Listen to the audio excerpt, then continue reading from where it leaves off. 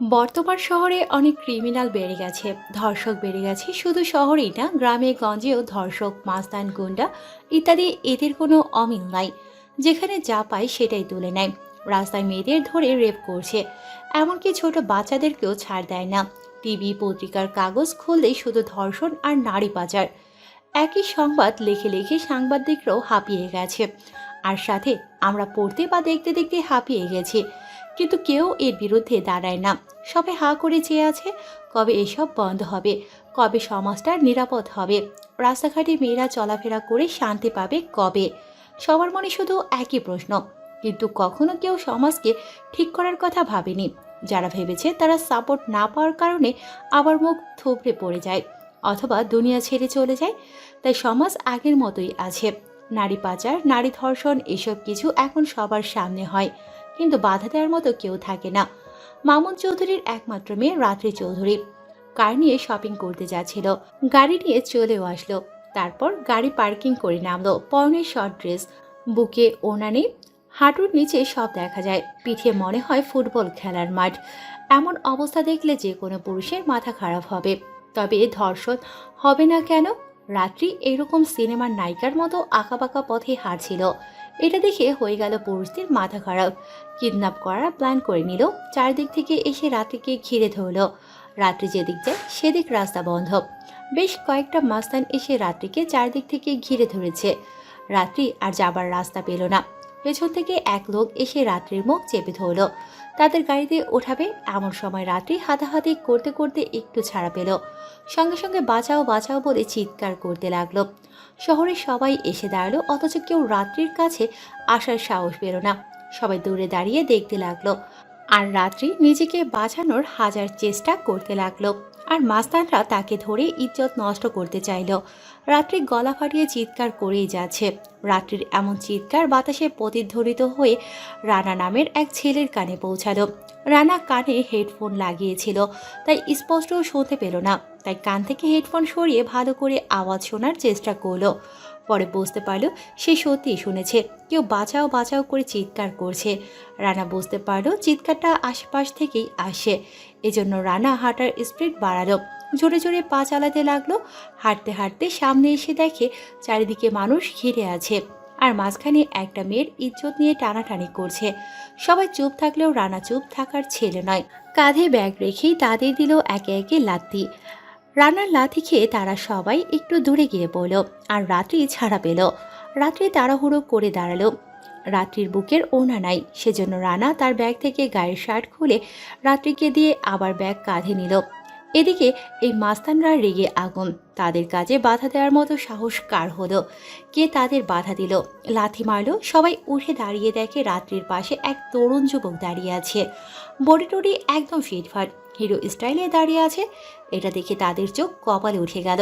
তাদের একজনকে পাঠালো রানার লাশ ফেলার জন্য। রানাও কম না, সে কিছুটা হলেও মারপিট জানে, আর তাই সিনেমার হিরোদের মতো গুন্ডাদের সাথে মারপিট করতে লাগলো। রাত্রি একটু দূরেই দাঁড়িয়ে তাদের মারপিট দেখছে। রানা গুন্ডাদের আচ্ছা মতো কেলানি দিল। এমন সময় রাত্রের সিকিউরিটির গার্ডরা এসে পড়ল। এতক্ষণ ধরে মার খেলো, আবার এখন সিকিউরিটি গার্ড এসে গেছে, হয়তো আবার মার খেতে হবে। এটা ভেবে সবকটা গুন্ডা দিল তোর। রানা এবার হাত পা ঝেড়ে ঝুড়ে গার্ডদের কাছে আসলো। কি ভাই, আপনারা কি ওনার গার্ড? তারা সবাই মাথা নাড়িয়ে হ্যাঁ সূচক উত্তর দিল। তাহলে কি আপনারা এতক্ষণ সিনেমা দেখছিলেন? আপনি ওদের বকবেন না, আমি ওদের সাথে করে আনিনি। ও, তার মানে আপনার নোবেলটা দেওয়া উচিত। কিসের নোবেল? এই যে বলিউড অভিনেত্রীর মতো পোশাক পরে সমাজটাকে নষ্ট করার জন্য। কি বলছেন কি এসব? কুল কুল, আপনি নিশ্চয়ই বাঙালি। হুম। একজন বাঙালি হয়ে তার উপর আবার মুসলমান হয়ে এসব ছোট বাচ্চাদের পোশাক পরতে আপনাদের লজ্জা করে না? What do you mean? এটা ছোট বাচ্চার পোশাক নয়, এটা মডার্ন ড্রেস। নিকুচি করে আপনার মডার্ন ড্রেসের, যে ড্রেস নারীর সতীত্বই রক্ষা করতে পারে না, সেটা নাকি মডার্ন ড্রেস। What rubbish! আমি রাবিশ নই, আপনি নিজেই নিচের দিকে তাকান তো। এইটুকু পোশাক পরার চেয়ে না পরাই ভালো। না মানে বাড়তি খরচ না করাই ভালো না? আপনি জানেন আমার বাবা কত বড় লোক?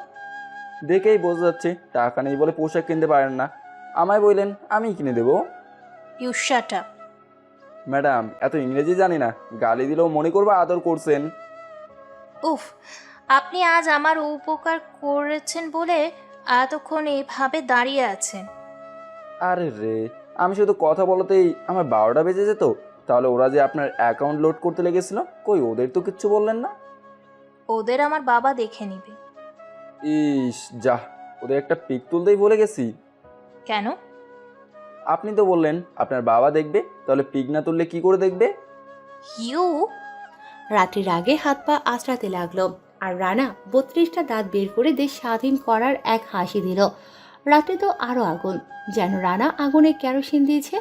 এমন সময় আরেকটা গাড়ি এসে থামলো, আর সেখান থেকে নেমে আসলো রাত্রির বাবা মামুন চৌধুরী। এতক্ষণ এলাকার সবাই পাবলিক হয়ে রাত্রি আর রানার ঝগড়া দেখছিল, কিন্তু এখন সবাই যার যার কাজে চলে গেল। মামুন চৌধুরী গাড়ি থেকে নেমে আসলো। রানা তার দিকে তাকিয়ে থাকলো, একবার রাত্রির দিকে তাকায়, আবার মামুন চৌধুরীর দিকে তাকায়। বাবা তুমি কে? আমি হলাম গণ্যমান্য জঘন্য ব্যক্তি রানা। বাসায় কোথায়? বাসা নেই, যেখানে রাত সেখানেই ক্যাত। মানে? মানে খুব সোজা, এই শহরে নতুন আসছি, কিচ্ছু জিনিস জানি না। ও আরে স্যার, ওরা কারা? জানি না বাবা, ওরা শহরটাকে নষ্ট করে দিল, মেয়েদের ধরে ধরে পাচার করে দিচ্ছে, রাস্তাঘাট ধর্ষণ করছে। আপনারা এর বিরুদ্ধে রুখে দাঁড়ান না কেন? ওদের অনেক ক্ষমতা, আর এক বিশেষ কারণে আমার উপর হামলা হয়। কিন্তু এসব গাদা মার্কা গার্ড কি জন্য রাখেন? বাসা থেকে বের হওয়ার সময় আমি বলেছিলাম কয়েকজন গার্ডকে নিয়ে যা, কিন্তু ও তো আমার কথা শুনল না। কান মুড়ে দিতেন। কি? আমি চুপ। বাবা দেখেছো, একটা রাস্তার ছেলে আমায় ধমক দিচ্ছে। আর রাস্তার ছেলেরা যে আপনার গায়ে হাত দিচ্ছিল, তাদের কি হবে? কচু হবে। রাত্রি আর রানার ঝগড়া দেখে মামুন সাহেব একটু মুচকি হাসলেন। রানাকে তার মনে ধরেছে, ওকে হয়তো দরকার পড়বে, তাই হাতে কার্ড নিয়ে রানার দিকে হাত বাড়িয়ে দিল। বাবা এই নাও আমার কার্ড, সময় পেলে একবার এসো, তবে তাড়াতাড়ি আসতে পারলে চলে এসো। জি স্যার, অবশ্যই। বাবা, তুমি ওকে আবার দেখা করতে বলছো? ম্যাডাম, আমার দেখা করার জন্য কিন্তু আপনি বেঁচে গেলেন। আয় মা, বাসায় চল, সিকিউরিটি রাত্রি গাড়িটা বাসায় নিয়ে যাও। কিন্তু বাবা, আমার কিছু কেনাকাটা করতে হবে। আমার কথা শোনো, কেনাকাটা পরে করিস। না, এমনি করতে হবে। তাহলে যা, সিকিউরিটি রাত্রির সাথে শপিং মলে যাও, খুব এলাট। সিকিউরিটি সবে ইয়েস স্যার বলে রাত্রির পিছু পিছু রওনা হলো, আর মামুন চৌধুরী আবার গাড়িতে উঠে অফিসে চলে গেলেন। আর এদিকে থেকে গেল রানা। রানা কার্ডটা হাতে নিয়ে খেলছে আর রাত্রির যাওয়ার দিকে তাকিয়ে আছে। কিছুক্ষণ পর রাত্রি শপিং মলে চলে গেল। রাত্রির দৃষ্টিতে আড়াল হয়ে গেল। রানা এবার তার গন্তব্যের দিকে, মানে হোটেলের দিকে রওনা হলো। আস্তে আস্তে এক বিশাল হোটেলের সামনে এসে পড়ল। ভেতরে গেল আর থাকার জন্য একটা রুম বুকিং করলো। তারপর চাবি নিয়ে সেই রুমে চলে গেল। এদিকে রাত্রি শপিং করতে করতে প্রায় সন্ধ্যা হয়ে গেল। বড়লোক মেয়ের শপিং করা বলে কথা, সন্ধ্যা পর্যন্ত শপিং করলো। তারপর আবার বাসার দিকে রওনা হলো। তার সাথে যে এতগুলো গার্ড, এটা তার একদম পছন্দ না। এই জন্য কোথাও গেলে সে একাই চলে যায়। এতগুলো গার্ড তার চারিদিকে ঘিরে, যেন রাত্রির দম বন্ধ হয়ে যাবে। কিন্তু কিছু করার নেই, বাবার আদেশ বলে কথা। রাত্রি তার বাবাকে খুব ভালোবাসে। বাসায় মাও আছে, কিন্তু মায়ের চেয়ে বাবাকে বেশি ভালোবাসে। তাছাড়াও তার পরিবারে দাদা দাদি আছে। তো রাত্রি এসব দেখে রাগে চোখ মুখ লাল হয়ে গেল। রাগে গজগজ করতে করতে এসে গাড়িতে উঠে বসলো। গার্ডদের মধ্যে একজন গাড়ি চালাতে লাগলো। রাত্রির গাড়ির সামনে 2টা গাড়ি, পেছনে 2টা গাড়ি, মাঝখানে রাত্রির গাড়ি। এমনভাবে যাচ্ছে মনে হচ্ছে কোনো এমপি মন্ত্রী যাচ্ছে। রাত্রির ইচ্ছার বিরুদ্ধে এভাবে যেতে হচ্ছে। গাড়িগুলো এসে একদম রাত্রের বাসার গেটের সামনে দাঁড়ালো। একজন গার্ড দারোয়ানকে ফোন করলো। ফোন পাওয়া মাত্রই দারোয়ান এসে দরজা খুলে দিল। গাড়ি ভেতরে নিয়ে এলো। সে এক বিশাল বাড়ি, একদম রাজপ্রাসাদ, চারিদিকে গার্ড দাঁড়িয়ে। রাত্রি গাড়ি থেকে নেমে রাগে টং টং করে বাসার ভেতরে চলে গেল। বাবা, বাবা কোথায় তুমি? উপর থেকে রাত্রির মা নাজমা বিবি সিঁড়ি বেয়ে নামতে নামতে বলল, কি হয়েছে, এত চিল্লাচিল্লি কেন? বাবা কোথায়? তোমার বাবা তো অফিস থেকে আসেনি কেন, কি হয়েছে? আজ বাবার সাথে আমার অনেক বোঝাপড়া আছে। কিসের বোঝাপড়া একটু শুনি। মোড নাই, আমি রুমে গেলাম। এটা বলে রাত্রি তার মার পাশ বেয়ে উপরে তার রুমে চলে গেল। রুমে এসে খাটের উপর ধপাস করে বসে পড়ল। তখন দুটা গার্ড এসে ওর ব্যাগগুলি দিয়ে গেল। রাত্রে উঠে ফ্রেশ হতে গেল। ফ্রেশ হয়ে আবার খাটের উপর ধপাস করে শুয়ে পড়ল। পাশ থেকে ফোনটা হাতে নিল। এরপর গেম খেলতে লাগলো। অফিসের কাজ কাম শেষ করে বাসার দিকে রওনা হলো মামুন চৌধুরী। ঠিক এর বেলায়ও অমন। সামনে একটা গার্ডদের গাড়ি, পেছনে একটা। এভাবেই মামুন চৌধুরী বাসায় ঢুকতেই রাত্রির মা তাকে বলল, রাত্রি, এত রেগে আছো কেন? কি হয়েছে? আরে তেমন কিছু না, কিন্তু ও রেগে গেল কি জন্য? জানি না, ওপরে ওর রুমে শুয়ে আছে। মামুন চৌধুরী ওভাবেই উপরে রাত্রির রুমের সামনে আসলেন। দরজায় নক দিলেন। ভেতর থেকে আওয়াজ আসলো। খোলাই আছে, চলে আসেন। মামুন চৌধুরী গুটি গুটি পায়ে তার মেয়ের কাছে গিয়ে দাঁড়ালো। রাত্রি তার বাবাকে দেখে মোবাইল ফিকে মেরে মুখ হাফ করে নিল। মা আমার, কি হয়েছে আপনার? আমি চুপ। তোমার ছেলে কি কোনো অপরাধ করেছে? হ্যাঁ করেছে, অবশ্যই করেছে, হাজারবার করেছে। হয়েছে হয়েছে, এবার বলেন তো কি অপরাধ? বাবা, আমি কি কোনো অপরাধী নাকি কোনো ক্রিমিনাল? কেন কেন, তুমি কেন ক্রিমিনাল হবে? তাহলে আমার সামনে পিছনে এত বডিগার্ড কেন থাকবে? আর অসহ্য লাগে, একদম ভালো লাগে না। কিন্তু মা, ওরা না গেলে তোর উপর হামলা হবে, বোঝার চেষ্টা কর। আমি কিছু জানি না, আমি আর ওদের সাথে যেতে পারবো না। যেন ওরা সব কটা চিন্তার লাশ, সব সময় পিছু পিছু ঘোরে। গার্ডদের কাজ তো এটাই। আমি এসব জানি না, আমি কাল থেকে একা একা ঘুরবো। না মা, এমন করিস না। তোর কিছু হলে আমি কি করে বাঁচবো বল? তুই যে আমাদের অমূল্য সম্পদ। আমি এমন বন্দি হয়ে জীবন কাটাতে পারবো না। আমার বয়স এখন ঘুরে বেড়ানোর। বান্ধবীরা সবাই আমাকে দেখে ঠাট্টা করে। আচ্ছা আচ্ছা, গার্ডদের নিস না, অত্যন্ত একজন ড্রাইভারকে নিয়ে। ড্রাইভার নেওয়া যেতে পারে। আমি যাকে ড্রাইভার দিব তাকে কিন্তু মানাতে হবে। ওকে বাবা, ওকে, প্রমিস? প্রমিস। আচ্ছা, তুই কি করছিস? এভাবে আরো কিছুক্ষণ গল্প করলো নিজের ছোট্ট মায়ের সাথে। তারপর বাইরে এসে তার রুমে চলে গেল। জামা কাপড় চেঞ্জ করছে আর ভাবছে এমন একজনকে ড্রাইভার করতে হবে যে একাই 100 জনের সমান। সে থাকলে রাত্রি কোনো ক্ষতি হবে না। এমন একজনকে খুঁজতে হবে, কিন্তু কোথায় পাবো? মামুন চৌধুরী মনে মনে এসব ভাবছিল। তখন তার স্ত্রী নাজমা বিবি রুমে আসলো। স্বামীকে চিন্তিত দেখে জিজ্ঞেস করলো, কি হয়েছে? এমন চিন্তিত দেখাচ্ছে কেন? রাত্রির জন্য একজন ড্রাইভার খুঁজতে হবে যে একাই 100 জনের সমান। কিন্তু রাত্রির আবার হঠাৎ কি হলো? এবার মামুন চৌধুরী তার স্ত্রী নাজমাকে সব ঘটনা খুলে বলল। রাত্রির ওপর হামলা, রানা এসে সাহায্য করা, রাত্রির গার্ড পছন্দ না, এসব কিছু বলল। তুমি এত চিন্তা করছো কেন? যেই ছেলে কর্তব্যের খাতিরে এত কিছু করতে পারে, সে চাকরির খাতিরে কি না করবে? তুমি কি ওই ছেলেটার কথা বলছো? তা নয় তো কি, ও তো একাই রাত্রিকে রক্ষা করেছে। তার থেকে সাহসী শক্তিশালী কে আছে? আমিও ওর কথাই ভাবছিলাম, কিন্তু সে এখন কোথায়, কি করে তাকে পাবো?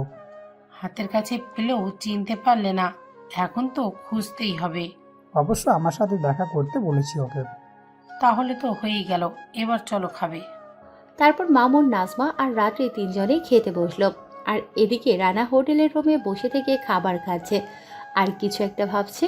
খাওয়া দাওয়া করে একটু হোটেলের বাইরে আসলো ঘোরার জন্য, কিন্তু বাইরে বাতাস খুব ঠান্ডা। তাই রানা আবার ভেতরে ঢুকে পড়ল।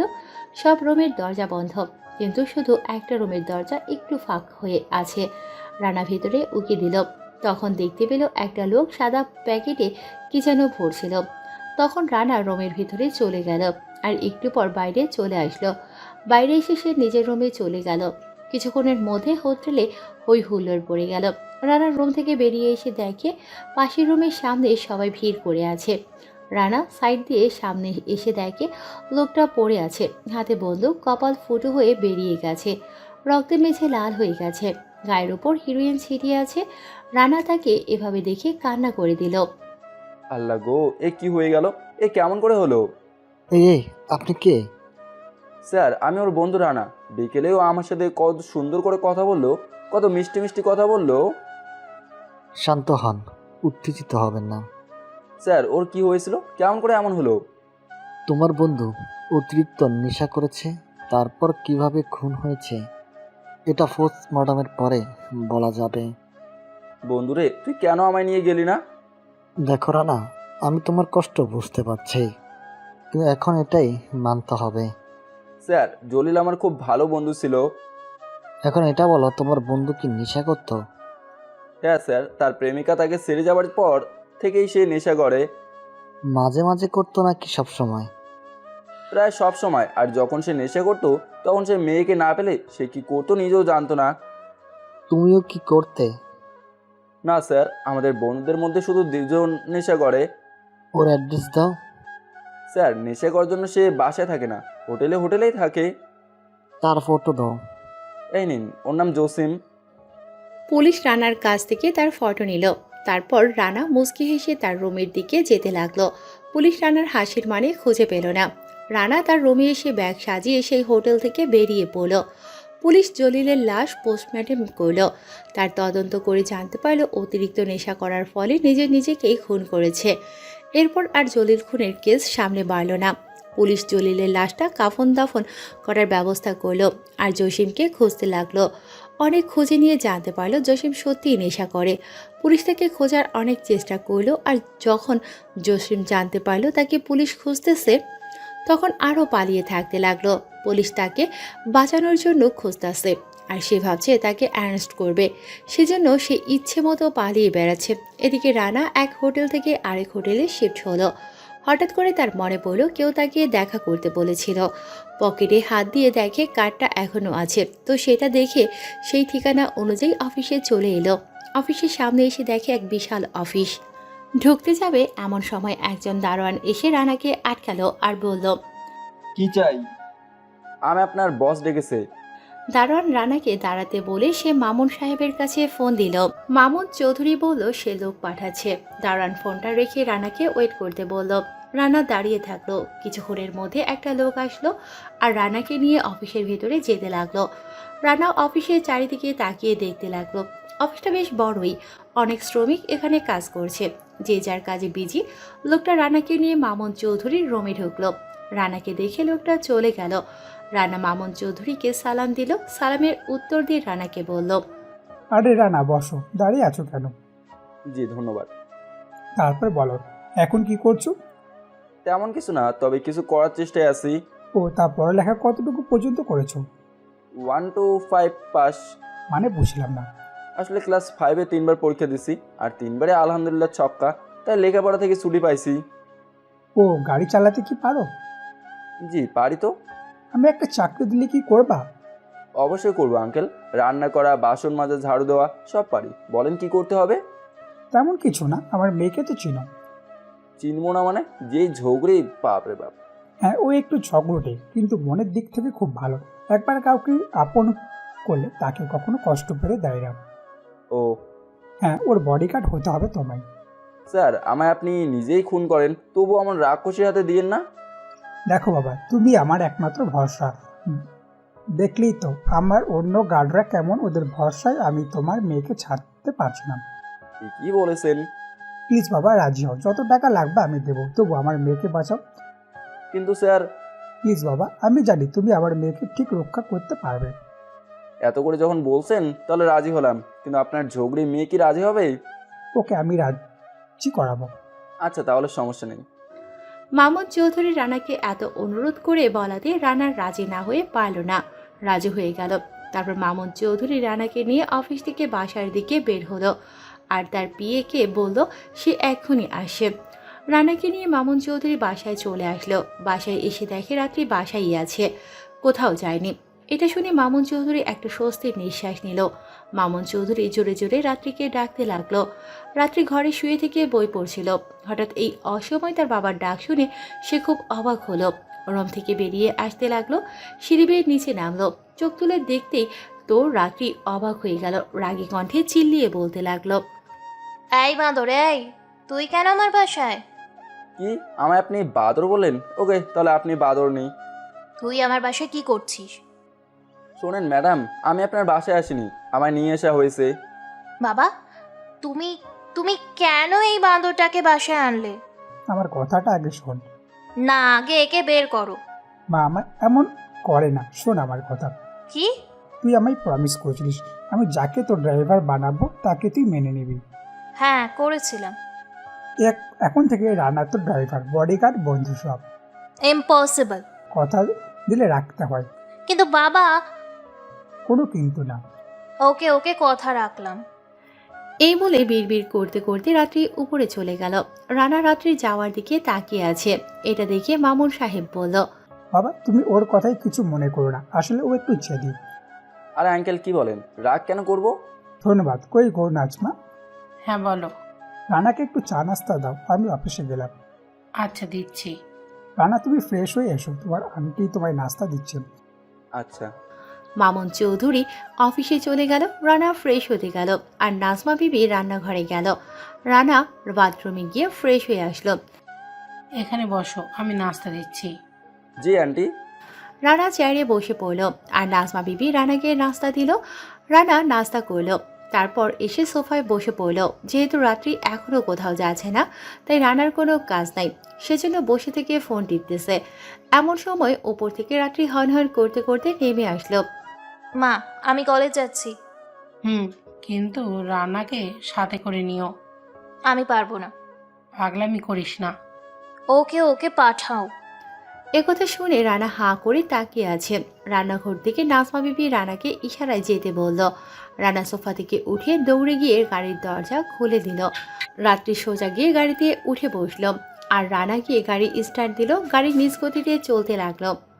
কই যাবেন ম্যাডাম? জাহান নামে। রাস্তা বলেন। উফ, তুই কি কানে শুনিস না? কতবার বললাম কলেজ যাব। ওটা তো বাসায় বলছেন, এখানে তো বলেননি। তোকে আলাদা করে বলতে হবে? হ্যাঁ, যেহেতু আমি আপনার বডিগার্ড, ড্রাইভার, আবার বন্ধু। কচু তুই আমার। আমায় দেখতে কি কচুর মতো মনে হয়? না, তুই একদম শাহরুখ খান। যত সব। আজ প্রথম কেউ আমার এত প্রশংসা করলো। তাহলে নাচ। আচ্ছা, তাহলে আপনি একটু ওয়েট করেন, আমি নেচে নেই। ইডিয়েট, গাড়ি থামাবি না, নয়তো বাবার কাছে ফোন করব। আপনিই তো নাচতে বললেন। তোকে আমি। বাপরে, রেগে ভূত আর নট কথা। রাত্রি রেগে লালে লাল হয়ে গেছে আর রানা দাঁত কেলিয়ে মুচকি মুচকি হাসতেছে। তারপর গাড়ি সোজা কলেজে চলে আসলো। রানা তাড়াহুড়ো করে নেমে আসতেই রাত্রি একা একা নেমে গেল, তাই রানা ওখানেই দাঁড়িয়ে রইল। রাত্রি সোজা কলেজের দিকে রওনা হলো। কলেজে অনেক ছাত্রছাত্রী, বেশ বড় আর নামকরা একটা কলেজে পড়তে পারলে গরিব ছাত্রছাত্রী নিজেকে গর্বিত মনে করবে। রানা গাড়ির পাশে হেলান দিয়ে দাঁড়িয়ে রাত্রির দিকে নজর দিল আর রাত্রি এসে তার বান্ধবীদের সাথে আলাপ করতে লাগলো। কিরে, লুকিয়ে লুকিয়ে প্রেম করছিস, অথচ আমাদের বললিও না? আমি কবে প্রেম করলাম? বিএফ এর সাথে কলেজে আসছিস? তোদের চোখে কি গেছে না আছে? ও আমার ড্রাইভার। একজন সামান্য ড্রাইভারকে আমার বিয়ে বানাচ্ছিস? বাহ, বলিস কি রে? তার মানে ও তোর বিএফ নয়? না। তার মানে আমার হয়ে গেছে? কি হ্যান্ডসাম, রোমান্টিক রোমান্টিক, মোট কালো ড্রেস, একদম হিরোদের মতো লাগছে। চুপ কর, অসভ্য মেয়ে। একজন ড্রাইভারের ওপর তোরা ক্রাশ খাচ্ছিস। ছি। ড্রাইভার হলে কি হবে, একদম ঝাক্কাস চেহারা। মাথা, চল ক্লাসে যাব। রাত্রি আর তার বান্ধবীরা ক্লাসে চলে গেল আর রানা ওভাবেই দাঁড়িয়ে রইল। অনেকক্ষণ পর রাত্রি ক্লাস থেকে বের হলো। রানা রাত্রির দিকে দৃষ্টির তাক করে আছে। ও জানে ওর ওপর যে কোনো সময় অ্যাটাক হতে পারে, এর একটা আলাদা কারণ আছে। তো এভাবেই রাত্রি একের পর এক সমস্ত ক্লাস শেষ করলো আর তার বান্ধবী রিমা শুধু রানাকে দেখা নিয়ে ব্যস্ত। বিষয়টা রানা খেয়াল না করলেও রাত্রি কিন্তু বারবার খেয়াল করেছে। রাত্রি কিছুটা বিরক্তকর লাগলেও তা প্রকাশ করলো না, শুধু দেখছে আর বেগুন ফুলো হচ্ছে। সবকটা ক্লাস শেষে রাত্রি সহ তার বান্ধবীরা রানার কাছে এলো। Hi, hello. কেমন আছেন আপনি? আলহামদুলিল্লাহ ভালো, আপনি? আমিও আলহামদুলিল্লাহ। আমি বাসায় যাব। ওকে ম্যাডাম, ওঠেন। রাত্রি চল না, আজ একটু ঘুরে আসি। আজ ম্যাডাম বাসায় যাবে। আজকে নয় রে, কালকে। আচ্ছা। তারপর রাত্রি গাড়িতে উঠে বসলো। রানা গাড়ি স্টার্ট দিল আর সেখান থেকে বাড়ির উদ্দেশ্যে বেরিয়ে পড়ল। রাত্রি কিছু বলছে না, শুধু রাগে ফুলতেছে। কিছুক্ষণের মধ্যে বাসায় চলে আসলো তারা। রাত্রি গাড়ি থেকে নেমেই টং টং করে ভেতরে চলে গেল। রানা গাড়ি পার্কিং করে সেও ভেতরে আসলো। বাবা, বাবা, বাবা।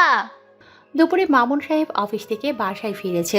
গোসল করে একটু বিশ্রাম নিচ্ছিল। রান্না হতে দেরি হবে, তাই তার মধ্যে রাত্রির এমন চিৎকার শুনে লাফিয়ে নিচে চলে আসলো।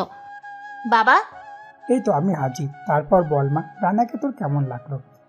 কোচু লেগেছে। কি হয়েছে মা, এত রেগে আছো কেন? ও আমার ড্রাইভার, তো ড্রাইভারের পোশাক কেন নেই? আজ নতুন, সেই জন্য ভুল হয়েছে।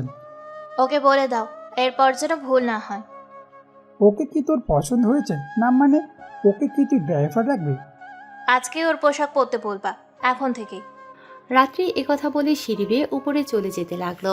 মামুন জোরে এক নিঃশ্বাস ছেড়ে বলল, যাক, অত্যন্ত পছন্দ তো হয়েছে। আর বলে দিও ও যেন চুলের কোনো স্টাইল না করে, ড্রাইভারের মতো যেন থাকে। ওকে, তাই থাকবে। মনে থাকে যেন। রাত্রি তার রুমে চলে গেল। মামুন হাঁপ ছেড়ে পেছনে রানার দিকে ঘুরল। উফ, তা বাবা রানা, বলো তো কি হয়েছে? রাত্রি এত রেগে কেন? জানে না আঙ্কেল, আমি ওকে নিয়ে গেছি আবার নিয়ে আসছি। এই মেয়ের এক এক সময় এক এক তাল ওঠে। চলো আমরা বাগানের দিকে যাই। চলেন। তারপর রানা আর মামুন চৌধুরী হাঁটতে হাঁটতে বাসার পেছনের বাগানে আসলেন। আর মামুন চৌধুরী রানার উদ্দেশ্যে বলল, দেখো রানা, আমার এখন চারিদিকে শত্রু ঘেরা। এমনিতেই আমিও অফিসিয়ালি দিক দিয়ে অনেক শত্রু, তার মধ্যে আমি আরও একটা কাজ করছি, সেটার জন্য আরও শত্রু। কি কাজ আঙ্কেল? তুমি তো শহরে নতুন, তাই হয়তো বা কিছু এখনো জানো না। শহরের দিনকে দিন নারী কমতে যাচ্ছে, কারণ তারা নারীকে পাচার করছে, কেউ ধর্ষণ করছে। হ্যাঁ আঙ্কেল, একটা দিনে আমি এইটুকু বুঝতে পারছি। হ্যাঁ, তো এখানকার পুলিশ সব তাদের হাতে, কেউ পুলিশের কাছে বিচার নিয়ে গেলে তাকে ওই গুন্ডাদের হাতে তুলে দেয়। ও, তো আমি এই নালিশ সোজা বর্ডার আর্মির কাছে পৌঁছে দিয়েছি, আর এই কথা কেমনে করে জানো? ওরা বুঝতে পেরে গেছে। ও তখন থেকে আপনাদের মারতে চায়? আমাকে নয়, ওদের টার্গেট আমার মেয়ের উপর। হ্যাঁ আঙ্কেল, আপনিও সাবধানে থাকবেন। আমি থাকতে রাত্রে একটা চুল পরিমাণও কেউ ক্ষতি করতে পারবে না। সেই জন্যই তো তোমার বিশ্বাস করে এই দায়িত্ব দিয়েছি। আপনি নিশ্চিন্তে থাকুন। রানা আর মামুন চৌধুরী বাগানে গল্প করছিল। আর রাত্রি রানাকে খুঁজতে লাগলো বাইরে ঘুরতে যাবে বলে, কিন্তু বাসার মধ্যে পেল না। সেজন্য জোরে জোরে তার বাবাকে ডাকতে লাগলো। মামুন সাহেব শুনতে পেয়ে তারা দুজনই বাসার ভিতরে আসলেন। রাত্রি তার বাবা আর রানাকে একসঙ্গে দেখে কিছুটা অবাক হলো আর বলল, বাবা, তুমি কোথায় ছিলে? এই তোমার একটু বাগানে গিয়েছিলাম। আমি বাইরে যাব, তোমার গার্ডকে পাঠাতে চাইলে পাঠাতে পারো। সেটা আম্মাই কেন বলছিস? যাকে বলার তাকেই বল। কি বলবো? বল, তুই কোথায় যাবি? আরে আঙ্কেল ছাড়েন তো, বলতে হবে না। আসুন ম্যাডাম। গেলাম বাবা, বাই। তারপর রানা দৌড়ে গিয়ে গাড়ির দরজা খুলে দিল আর রাত্রি উঠে বসলো। রানা গিয়ে সামনে বসে গাড়ি স্টার্ট দিল। কোথায় যাবেন ম্যাডাম? আগে কলেজে চল, আমার বান্ধবীরাও যাবে। ও, এই দাঁড়া দাঁড়া, তোকে না বলছি তুই ড্রাইভারের ড্রেস পরবি, আর আমার সাথে যতক্ষণ থাকবি কোনো রকম স্টাইল করবি না। Okay madam. রানা বাধ্য ছেলের মতো গাড়ি থেকে নেমে গিয়ে ড্রেস পাল্টে এসে আবার গাড়িতে উঠে বসলো। এরপর রাত্রিকে নিয়ে কলেজের দিকে রওনা হলো। কিছুক্ষণ পর কলেজে আসলো। সেখানে রাত্রির বান্ধবীরা ওয়েট করছিল। রাত্রি তাদের গাড়িতে উঠতে বলল। তারা ছিল 3 জন। 2 জন পেছনে বসলো আর রিমা সোজা এসে রানার পাশে, মানে ড্রাইভারের পাশের সিটটাই বসে পড়ল। এটা দেখে রাত্রির মনের মধ্যে একটা আগুন জ্বলে উঠল, কিন্তু তা প্রকাশ পেল না। অবশেষে রানা গাড়ি নিয়ে পার্কের দিকে রওনা হলো। এর মধ্যে রিমা রানাকে পটানোর হাজার চেষ্টা করছে, কিন্তু রানা তার কথায় কান দিচ্ছে না। হঠাৎ আয়নায় দেখতে পেল 2টা গাড়ি তাদের পিছু করছে। এটা দেখে রানা বুঝতে পারল এরা রাত্রির জন্য আসে। রানা রাত্রির দিকে ঘুরে তাকিয়ে দেখে গাড়ির স্পিড 3 গুণ বাড়িয়ে দিল। রিমা ইচ্ছে করে ভয় পাওয়ার অভিনয় করে রানার হাত ধরে নিল। আর রাত্রি তো রানার 14 গোষ্ঠী উদ্ধার করে দিচ্ছে। রানা তাদের কোনো কথাই কান না দিয়ে সে গাড়ি চালাচ্ছে আর পেছনে দেখছে। যেতে যেতে অনেক দূর চলে আসলো। গাড়ি একদম ফুল স্পিডে আছে। এদিকে রাত্রি তো রেগে আগুন। রানা ফোন বের করে রাত্রির আরও গার্ডদের ফোন করলো। রানা ফোন করা মাত্রই গার্ডরা বেরিয়ে পড়ল আর কিছুক্ষণের মধ্যে তাদের পিছু করলো। রানার গাড়ির পেছনে গুন্ডাদের গাড়ি, আর গুন্ডাদের পেছনে রানার লোকের গাড়ি। গুন্ডারা ভয় পেয়ে অন্য রাস্তা বেরিয়ে চলে গেল, সাথে রানার লোকেরাও চলে গেল। এদিকে রাত্রি তো ইচ্ছে মতো গালাগালি করতেছে। রাত্রির গালির ঠেলায় রানা রাস্তার পাশে গাড়ি দাঁড় করালো। রাত্রি গাড়ি থেকে নেমে এসেই ঠাস করে একটা থাপ্পড় বসিয়ে দিল রানার গালে। রাত্রি, তুই ওকে মারলি কেন? ছোট লোকের বাচ্চা, তোর সাহস কি করে হয় এত জোরে গাড়ি চালানোর? আরে ম্যাডাম আমার কথা শোনেন। চুপ, একদম চুপ। মেয়ে দেখলে তোর মাথা ঠিক থাকে না, তাই না? আর এই গাড়ি কি তোর বাপের টাকায় কেনা যে ইচ্ছে মতো চালাবি? ছোট লোকের বাচ্চা। আসলে ম্যাডাম, চুপ কর ছোট লোকের বাচ্চা, আজ থেকে তোর চাকরি শেষ। রাত্রি এমন করিস না। রানা কিছু একটা বলতে চাচ্ছে, আগে ওর কথাটা শোন। কোনো কারণ ছাড়া তো আর ও এমনি এত জোরে চলবে না। রিমা তুই চুপ কর। এইসব ছেলেরা এমনই হয়, মেয়ে দেখলে এদের মাথা নষ্ট হয়ে যায়। ম্যাডাম আপনি আমায় ভুল বুঝছেন। রাত্রি কিছু একটা বলতে যাবে এমন সময় রাত্রির ফোনটা বেজে উঠল। রাত্রি ফোনটা হাতে নিয়ে দেখে তার বাবার ফোন। ফোনটা রিসিভ করলো রাত্রি। হ্যালো বাবা, আজকে তুমি রানাকে দাঁড়াবে? আগে এটা বল, তোরা কি ঠিক আছিস? আমাদের আবার কি হবে? শুক্রিয়া যে তোর ভালো আছিস। এক মিনিট, আমাদের কি হবে বলো তো? আরে মা কি বলছিস? টনি তোদের উপর হামলা করেছিল। কি বলছো? কখন? কেন, ওদের দেখলি তো রানা বাসায় ফোন করে গার্ডদের ডেকেছে, আর এদের দেখে ওরা চলে গেছে। কিন্তু বাবা আমি তো। আজ তো মানতেই হবে, রানা না থাকলে আজ তোর যে কি হতো। আচ্ছা বাবা, আমি তোমায় পরে ফোন করছি। আমারও কিছু কাজ আছে, গার্ডরা আমায় বলতেই আমি তোর কাছে ফোন দিলাম। বাই। রাত্রি ফোন কেটে দিল আর অবাক হয়ে রানার দিকে তাকিয়ে রইল। তার নিজেকে নিজেরই অনেক ঘৃণা লাগছে, কিছু না জেনে এভাবে। কি রে, কি হয়েছে? রানা, তুমি কি জানতে যে টনির লোকেরা আমাদের পিছু করছে? জি ম্যাডাম, আমি এটাই আপনাকে বলতে চাচ্ছিলাম। কিন্তু কি করে করলা? আমি আয়নায় দেখতে পাই তাদের, তারপর গাড়ির স্পিড বাড়িয়ে দেই আর ফোন বের করে বাসের গার্ডদের ফোন করি। ও দেখলি তো, আমি জানতাম রানা কোনো কারণে এটা করেছে, আর তুই কিছু না জেনেই তাকে এভাবে অপমান করলি, থাপ্পড় মারলি। হয়েছে, তোকে আর ওকালতি করতে হবে না। চলেন ম্যাডাম। রানার কথা শুনে রাত্রি সহ সবাই গাড়িতে উঠে বসলো আর তারা আবার পথ চলতে শুরু করলো। পার্কে এসে ঘোরাঘুরি করলো, কিন্তু রানার মন খারাপ। রাত্রির কথাগুলো তার কলিজায় আঘাত করেছে, খুব কষ্ট হচ্ছে তার। কিছু না করে সে গাড়ির কাছে হেলান দিয়ে দাঁড়িয়ে আছে। বিষয়টা রাত্রি খুব ভালো করে খেয়াল করলো। রাত্রিরও খুব খারাপ লাগতে লাগলো, এভাবে তাকে মারা ঠিক হয়নি। সবাই খুব আনন্দ করছে, কিন্তু রানা চুপচাপ বসে আছে। রিমা এসে রানাকে নিয়ে যেতে চাইল, কিন্তু রানা গেল না, ওভাবেই দাঁড়িয়ে থাকলো। বিকেল পেরিয়ে সন্ধ্যা নামলো, তাদের আড্ডার সময় ফুরলো। সবাই এসে আবার গাড়িতে বসলো আর রানা গাড়ি স্টার্ট দিয়ে বাসার দিকে রওনা হলো। রানা, হুম। খুব কষ্ট পেয়েছো তাই না? আরে না, কষ্ট কেন পাবো? উনি তো আর ইচ্ছে করে এইসব করেনি। তোমার মুখ দেখে ভালো করেই বোঝা যাচ্ছে। আরে বাদ দাও না ওসব, তোমরা কত মজা করলে তাই না? কিন্তু তুমি গেলে আরো ভালো হতো। আরে কি বলো, আমি তো ড্রাইভার, ওখানে যেয়ে কি করব? পাগল। রিমা আর রানার কথাগুলো রাত্রি মন দিয়ে শুনছিল আর কি যেন ভাবছিল। একটু পর রাত্রিও কেমন জানি মন খারাপ হয়ে গেল। রানা তার বান্ধবীদের নামিয়ে দিয়ে রাত্রিকে নিয়ে বাসায় চলে আসলো। রাত্রি গাড়ি থেকে নেমে দাঁড়িয়ে রইল। রানা গাড়ি পার্কিং করে এসে দেখে রাত্রি দাঁড়িয়ে আছে। আরে ম্যাডাম আপনি দাঁড়িয়ে আছেন কেন? সরি, আমি ঠিক বুঝতে পারিনি।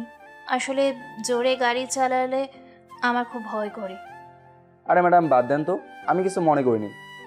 আর মন খারাপ করে থেকো না। হুম। আর শোনো, তোমার চাকরি কিন্তু কনফার্ম। ধন্যবাদ ম্যাডাম। রানা রাত্রির পাশ কাটিয়ে ভেতরে চলে গেল। রানার পেছনে রাত্রিও আসলো। রানা এসে দেখে মামুন সাহেব বসে আছে। আঙ্কেল এই নেন গাড়ির চাবি, আমি এবার যাই। সে কি, থেকে যাও না? না স্যার, আমার বাইরে কিছু কাজ আছে। কি এমন কাজ? না স্যার, আসলে তেমন কোনো কাজ না।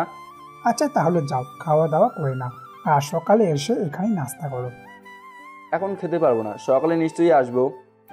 আচ্ছা তাহলে যাও। আর আজ তুমি না থাকলে যে রাত্রে কি হতো? আঙ্কেল এটা তো আমার দায়িত্ব, ম্যাডামকে রক্ষা করে তো আমার কাজ। জানি না টনি কবে আমার পিছু ছাড়বে। এই টনিকে? এই শহরের সবচেয়ে বড় ক্রিমিনাল। নারী ধর্ষণ, নারী পাচার, ড্রাগসের ব্যবসা, নকল ওষুধ, যত 2 নম্বরই ব্যবসা সব এর নামই চলে। ও আচ্ছা আঙ্কেল, আমি যাই। সাবধানে থেকো। রানা মামুন সাহেবকে গাড়ির চাবি দিয়ে বাসা থেকে বেরিয়ে পড়ল। তারপর মোবাইল বের করে ঠিকানা দেখে সেখানে চলে গেল। আসতেই দেখলো এক বিশাল হোটেল, উপরে ইয়া বড় করে নাম লেখা আছে হোটেলের। রানা সোজা ভেতরে চলে গেল আর একটা রুম বুক করলো, আর সেখানেই রাত পার করলো। সকালে উঠে ফ্রেশ হয়ে চলে গেল রাত্রিদের বাসায়, এসে নাস্তা করতে বসলো। এমন সময় টিভিতে ব্রেকিং নিউজ আসলো, কাল রাতে শহরের এক বিশাল হোটেলে এক যুবকের খুন। যুবকের নাম খলিল খান, বিশিষ্ট ব্যবসায়ী মতিন চৌধুরীর একমাত্র ভাই। রানা এটা শুনে কিছু মনে করল না, আর রাত্রি মামুন আর নাজমা হাঁ করে টিভির দিকে তাকিয়ে থাকলো। শহরে কি হচ্ছে কে জানে। এতদিন নিষ্পাপ মানুষ একের পর এক খুন হতো, আর এখন পাপীরা একের পর এক খুন হচ্ছে। আঙ্কেল, পৃথিবীতে শুধু খারাপ মানুষ নেই, ভালো মানুষও আছে। হ্যাঁ বাবা, আর পাপীদের পাপের খাতা ভরে গেলে তারা আর লাস্টিং করে না। আমাদের সমাজটা যে কোনো দিন ভালো হবে। কবে ভালো হবে এটা আশা করে না বসে থেকে ভালো করার জন্য চেষ্টা চালান। হ্যাঁ বাবা। এরপর রানা নাস্তা করে উঠে বাইরে চলে এলো, এসে কার কাছে যেন ফোন করলো। এদিক ওদিক তাকিয়ে কথা বলছে, এমন সময় হঠাৎ রাত্রে চলে আসলো। পেছন থেকে কথা বলাতে রানা খুব ঘাবড়ে গেল। রানার চোখ মুখ লাল হয়ে গেল, ঘাম ঝরতে লাগলো। কার সাথে কথা বলছিলে? আসলে ম্যাডাম, বলো, কার সাথে কথা বলছিলে? কি হলো বলো। আসলে ম্যাডাম একজনের সাথে কথা বললাম। কার সাথে? বাসায় কথা বললাম। ও, তো এত ঘাবড়ে যাচ্ছ কেন? আমি কি তোমাকে খেয়ে নিব? না, তেমন কিছু না। আচ্ছা, চলো আমি কলেজ যাব। ওকে, চলেন ম্যাডাম। তারপর রানা আর রাত্রি কলেজের উদ্দেশ্যে রওনা হলো। কলেজে এসে রানা দাঁড়িয়ে রইল, আর রাত্রি তার বান্ধবীদের কাছে চলে গেল। রাত্রিরে আজকে ও কালো ড্রেস পরে আছে, আমি তো ফিদা। রিমা, এবার কিন্তু বাড়াবাড়ি হচ্ছে। কি করলাম? হ্যাঁ, ওর আমার পছন্দ হয়েছে তাই বললাম। তুই যাকে তাকে কেন পছন্দ করবি? আমি আসি। জানি জানি। 1 মিনিট সময় দে, আমি আসি। রিমা, ক্লাস শুরু হবে, চল। 1 মিনিট সময় দে, আমি আসি। চল বলছি। তারপর রাত্রি রিমাকে টেনে নিয়ে কলেজে চলে গেল। এদিকে রানা একা একা দাঁড়িয়ে থাকতেই তার বোরিং লাগছে, তাই ক্যান্টিনে এসে বসলো। ক্যান্টিনে বসে থেকে ফোন টিপতেছে। এমন সময় রাত্রি ক্লাস করে বেরিয়ে এসে দেখে রানা ক্যান্টিনে বসে আছে। তখন তারা সবাই রানার কাছে আসলো।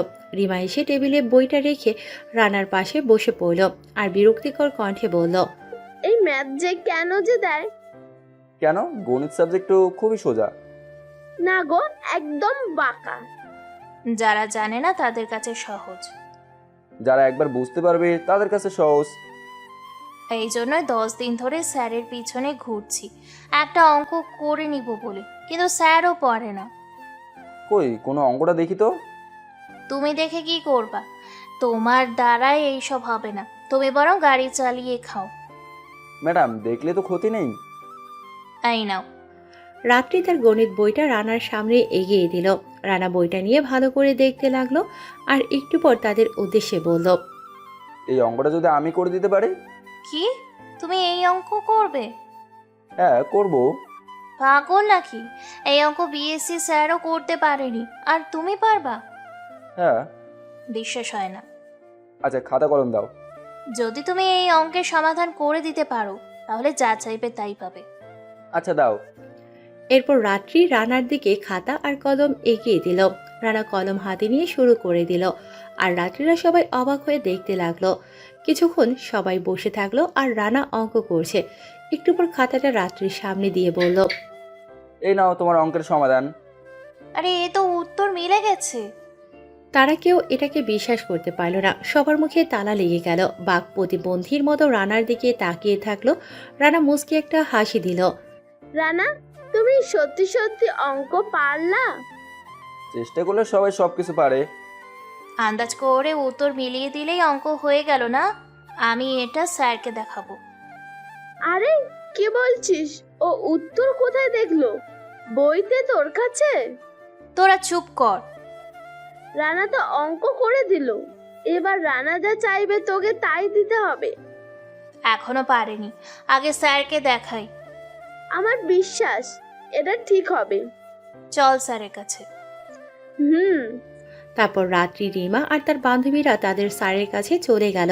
আর রানার একটা খুব গুরুত্বপূর্ণ কল আসাতে সে একটু আড়ালে গেল। রাত্রি সোজা তার স্যারের অফিসে আসলো আর স্যারকে ডাকলো। স্যার তাদের ভেতরে যেতে বলল, তাই রাত্রি রিমা আর তার বান্ধবীরা সবাই ভেতরে চলে গেল। স্যার, আসলে একটা কাজ ছিল। কি কাজ বলো? আপনার কাছে একটা অঙ্ক চাইছিলাম। ওটা একটু ব্যতিক্রম, তাই কালকে করে দিব। আর স্যার, এই অঙ্কটা ভালো করে দেখেন তো ঠিক আছে কিনা। স্যার রাত্রির হাত থেকে খাতাটা নিয়ে ভালো করে দেখতে লাগলো, আর সেটা দেখে তো সে লেভেলের অবাক হলো। এই অঙ্ক এরা কেমনি পারলো? এটা তোমরা কি করে পারলে? আমি করিনি। তো কে করেছে? আগে এটা বলেন, অঙ্কটা কি ঠিক আছে? হ্যাঁ, কেন ঠিক থাকবে না? একদম 100-100 ঠিক আছে, কিন্তু কে করলো? স্যারের কথা শুনে তো রাত্রি অবাক হয়ে গেল, তার মুখ থেকে কথা হারিয়ে গেল। স্যার, এটা রাত্রির ড্রাইভার করেছে। কি বলছো? এই অঙ্কটা সম্পূর্ণ ব্যতিক্রম। এটা টিচার ছাড়া কেউ করতে পারবে না। হ্যাঁ, পারবে যারা এই ক্লাস অতিক্রম করেছে। ঠিক আছে স্যার, ধন্যবাদ। রাত্রি তো আরো অবাক, এত কঠিন একটা অঙ্ক রানা কি করে পারলো? তাহলে কি রানা টিচার, নাকি ছাত্র, নাকি কে? কি ভাবছিস? ভাবছি এত কঠিন অঙ্ক রানা কি করে পারলো। সেটা আমিও ভাবছি। আর ওর হাতের লেখা দেখছিস, মনে হচ্ছে টিচারের লেখা। আমায় জানতে হবে রানা কে আর কি তার আসল পরিচয়। কি বলছিস? হয়তো ওরা গরিব, তাই টাকার অভাবে পড়াশোনা করতে পারেনি বেশি। কি বলছিস? গরিব যদি হতো তাহলে আমাদের সাথেই থাকতো। মানে? রানা আমাদের সাথে থাকে না, ও কোনো এক জায়গায় থাকে, কিন্তু কোথায় থাকে? হয়তো ওর আত্মীয়দের বাসায় থাকে। কিন্তু সব সময় সে তার ব্যাগ নিয়ে থাকে। আত্মীয়দের বাসায় থাকলে ব্যাগ ওখানেই রেখে দিত। আমার কেমন যেন সব গুলিয়ে যাচ্ছে। আমার রানার বিষয়ে সব জানতে হবে, সব। এবার তোর গোয়েন্দাগিরি বাদ দে। কিন্তু রানা কোথায়? এখানেই তো ছিল। রানা, রানা, আয় রানা। কোথায় গেল আবার? তোরা এখানে থাক, আমি আসছি। যা। রাত্রি রানার খোঁজে বেরিয়ে পড়ল। এদিকে রানা কার সাথে যেন কথা বলছে। রাত্রির কাছে আসতেই শুনতে পেল। স্যার, সব হয়ে যাবে আর আমি খুব তাড়াতাড়ি ফিরবো। রাত্রি দাঁড়িয়ে ওর কথা শুনছিল। হঠাৎ রানা পেছনে তাকিয়ে দেখে রাত্রি দাঁড়িয়ে আছে। সে তো অবাক হয়ে যায়, রাত্রি তার কথা শুনে ফেলেছে নাকি। হ্যাঁ স্যার, আগে আপনার কাছে কাম করছি, আপনার কোনো ক্ষতি হতে দেয়নি। যেখানে গাড়ি নিয়ে যেতে বলছেন সেখানেই গেছি, কিন্তু আপনি আমার সাথে এমন করবেন আমি ভাবতেও পারিনি। রানা রাত্রিকে অন্য কিছু বোঝানোর চেষ্টা করছে। রাত্রি তো হা হয়ে তাকিয়ে আছে। রানা ফোন কেটে দিয়ে রাত্রির কাছে এসে মাথা নিচু করে বলল, সরি ম্যাডাম, ফোন আসছিল তাই। কে ফোন করছিল? আসলে ম্যাডাম, আগে যার ড্রাইভার ছিলাম সে। কিন্তু তুমি কোথায় যাওয়ার কথা বললা? কই ম্যাডাম, ও আমায় এখন ডাকছে, কিন্তু আমি আর ওদের কাছে যাব না। ভালো, ক্যান্টিনে চলো। জি চলেন। রাত্রি আগে আগে হাঁটলো আর রানা পেছনে পেছনে হাঁটলো। তারা ক্যান্টিনে এসে বসলো। আগে থেকে রাত্রির বান্ধবীরা বসেই ছিল। তুমি কে? এ কেমন প্রশ্ন ম্যাডাম? যা বলছি তার উত্তর দাও। আমার নাম রানা, পেশার ড্রাইভারি করা। এটা বাদেও তোমার আরেকটা রূপ আছে। কি? তুমি একটা গাধা, এতটুকুতে ঘাবড়ে যাচ্ছ? এটা বলে রাত্রি আর তার বান্ধবীরা হাসতে লাগলো। সে কোন হাসা, আর রানা তাদের দিকে তাকিয়ে আছে। সে যেন মৃত্যু থেকে বাঁচলো এমন অবস্থা। তারা হাসতে হাসতে শেষ। এবার রিমা বলল, রানা, তোমার অঙ্ক তো একদম কারেক্ট। তাই নাকি? তুমি এই অঙ্ক কোথায় শিখছো? না, আমি তো জানতামই না, চেষ্টা করছি আর হয়ে গেছে। না না, এটা যেমন তেমন অঙ্ক নয়। বললাম তো আমি জানি না। আচ্ছা, ওসব বাদ দে। এবার শর্ত অনুযায়ী রানা রাত্রির কাছে যা চাইবে রাত্রিকে তাই দিতে হবে। বলো কি চাই তোমার? তোমাকে? মানে? না মানে যদি বলি তোমাকে চাই, তাহলে কি তুমি দিতে রাজি হবে? হবে না। আর তাই এমন বাজি না ধরাই ভালো। ইস, রাত্রির জায়গায় যদি আমি থাকতাম। তুই চুপ কর। না, এই বাজি হবে না। রানা, তুমি অন্য কিছু চাও। আমার কিচ্ছু চাই না, বাদ দাও। কিছু একটা তো চাইতেই হবে। রানা এবার রাত্রির মুখের দিকে তাকালো। রাত্রিও রানার চোখের দিকে তাকিয়ে আছে। রাত্রি যেন রানার মনের ভাষা বুঝতে পারছে। আমার একটা চকলেট দাও তাহলেই হবে। আচ্ছা, রাস্তায় যেয়ে সুদে আসলে দিয়ে দিবনি। রাত্রি শুধু চকলেটই কিন্তু দিবি। আমার যা ইচ্ছে তাই দিব, তোর কি? ভালো হবে না কিন্তু। তুই যা তো, মাথা। আমি এখন বাসায় যাব, চলো রানা। Okay madam. রাত্রি রানাকে নিয়ে সেখান থেকে চলে এলো। রাত্রি সামনে বসতে চাইলেও সাহসী হলো না, তাই সে পেছনেই বসে পড়ল। রানা গাড়ি স্টার্ট দিয়ে বাসার দিকে রওনা হলো। রাত্রি রানার দিকে তাকিয়ে আছে। কেন জানি রানার দিকে তাকাতে ওর ভালোই লাগছে। মনের মধ্যে থেকে রাত্রি রানার প্রতি একটু দুর্বল হয়ে পড়েছে, কিন্তু সেটা আর মুখে প্রকাশ করল না, মনের মধ্যেই রেখে দিল। রানা, জি ম্যাডাম। তোমার কি কোনো জিএফ আছে? জি না ম্যাডাম, আমার মতো ড্রাইভারকে কে পছন্দ করবে বলেন তো? খুব ভালো। যার কপালে তুমি আছো সে তোমায় অবশ্যই পছন্দ করবে। কবে পাবো আল্লাহই জানে। খুব তাড়াতাড়ি পাবা। এরকম কিছু টুকটাক কথা বলতে বলতে বাসায় চলে আসলো। রাত্রি গাড়ি থেকে নেমে চলে গেল, আর রানা গাড়িটা পার্কিং করে তারপর ভেতরে গেল। রাত্রি সোজা তার রুমে চলে গেল, তারপর বাথরুমে গোসল করতে গেল। গোসল করে বেরিয়ে আসলো। এদিকে রানাও গোসল করলো। একটু পর সবাই মিলে খেতে বসলো। রানা মন দিয়ে খাচ্ছে, আর রাত্রি একটু পর পর রানার দিকে তাকাচ্ছে। বিষয়টা রানা একটু আন্দাজ করলো, কিন্তু কিছু বলল না। এরপর খাওয়া দাওয়া করে যে যার রুমে গেল একটু বিশ্রাম নিতে। বিকাল পর্যন্ত বিশ্রাম নিল। এরপর রানা রুমে শুয়ে থেকে মোবাইলে গেম খেলতেছে। রাত্রি ওর রুমে থেকে চুপি চুপি বেরিয়ে আসলো, এসে রানার রুমের পাশে দাঁড়িয়ে বলল। উঁকি মেরে দেখে রানা গেম খেলতেছে। রাত্রি ভাবছে ভেতরে যাবে কিনা। ভাবতে ভাবতে হঠাৎ রাত্রি ভেতরে চলে গেল। রানা রাত্রিকে দেখে বেশ চমকে গেছে। তার হুড়ো করে উঠে বলল। ম্যাডাম আপনি? না মানে, আমি একটু বের হব। তো ফোন করলেই পারতেন। এখান থেকে এখানে কি আবার ফোন করতে হয়? আচ্ছা চলেন ম্যাডাম। তারপর রানা রুম থেকে বেরিয়ে সোজা গাড়ির কাছে আসলো। রাত্রি দাঁড়িয়ে রইল। রানা গাড়ি ঘোরালো। তারপর রাত্রি যেয়ে সামনে বসলো, রানার পাশের সিটটাই। এটা দেখে রানা একটু চমকে গেল। হঠাৎ ম্যাডাম সামনে কেন বসলো? প্রশ্নে ভরা মুখ নিয়ে রাত্রির দিকে তাকিয়ে রইল। ওভাবে কি দেখছো? না মানে ম্যাডাম আপনি তো এখানে বসেন না। হ্যাঁ, বাসি না, এখন থেকে বাসবো। ও কেন? তোমার কি কোনো সমস্যা? না মানে, রিমা এখানে বসতে পারবে না বলে? আরে ম্যাডাম কি যে বলেন না। একদম না। হ্যাঁ। জি ম্যাডাম। আরে, আমাকে দেখে তোমার কোন জন্মের ম্যাডাম মনে হয়? কেন? তো এমন ম্যাডাম ম্যাডাম করছো কেন? ম্যাডাম শুনলে কেমন যেন বুড়ি বুড়ি মনে হয়। রাত্রির মন খারাপ করে কথাটা বলল, আর এটা শুনে রানার সেই হাসি পেল। রাত্রির ভয়ে জোরে হাসতে পারল না, কোনো রকমে বালি চাপা দিয়ে আটকিয়ে রাখলো। কি হলো, অমন করছো কেন? না ম্যাডাম কিছু না। আবার ম্যাডাম? আজকে থেকে আমার নাম ধরে ডাকবা, আর তুমি করে বলবা, ওকে? কিন্তু ম্যাডাম। এই শোনো রানা, বাবা কিন্তু আমার বন্ধু হওয়ার দায়িত্বও তোমায় দিয়েছে। আর রিমার সাথে তো ভালোই তুমি তুমি করে কথা বলো, আর আমার সাথে কেন নয়? কিন্তু। আমি কিন্তু বাবাকে বলে দিব। আচ্ছা আচ্ছা এমনিতেই আপনার সরি। তোমার নামটা আমার খুব প্রিয়। তাই নাকি? হ্যাঁ ট্রেনে আমার এক বান্ধবী ছিল, তার নামও রাত্রি। শুধুই কি বান্ধবী নাকি অন্য কিছু? আরে না শুধুই বান্ধবী। খুব ভালো। এভাবে কথা বলতে বলতে রিমার বাসার সামনে এসে রানা গাড়ি থামালো। রাত্রি মনে মনে খুব বিরক্ত হলো। রিমাকে দেখলেই তার রাগ ওঠে। খুব বিরক্তকর ভাব নিয়ে বসে থাকলো। রানা গাড়ির হর্ন দেওয়ার সাথে সাথে রিমা বেরিয়ে আসলো, আর গাড়ির কাছে এসে দেখে তার জায়গায় রাত্রি দখল করে নিয়েছে। এটা দেখে রিমা খুব অবাক হলো, কারণ সে রানার কাছে বসতে চায়। এজন্য রাত্রিকে বলল। রাত্রি, তুই একটু পিছনে যাবি? পারবো না। বোন আমার, যা না। যেতে চাইলে উঠে বস, নয়তো রানা চলো। আরে আরে উঠছিস, ধ্যাৎ। রিমা অবশেষে পেছনে গিয়ে বসলো। এবার রানা গাড়ি চালাতে লাগলো। রিমা বলল। রানা কেমন আছো? ভালো, তুমি কেমন আছো? আমিও ভালো। রানা, তুই কথা বলবি নাকি গাড়ি চালাবি? আচ্ছা সরি।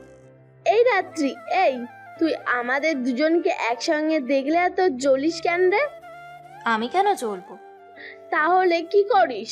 রানা আমায় পছন্দ করে আর আমি রানাকে পছন্দ করি, তাই দুজনে মনের কথাগুলো শেয়ার করি।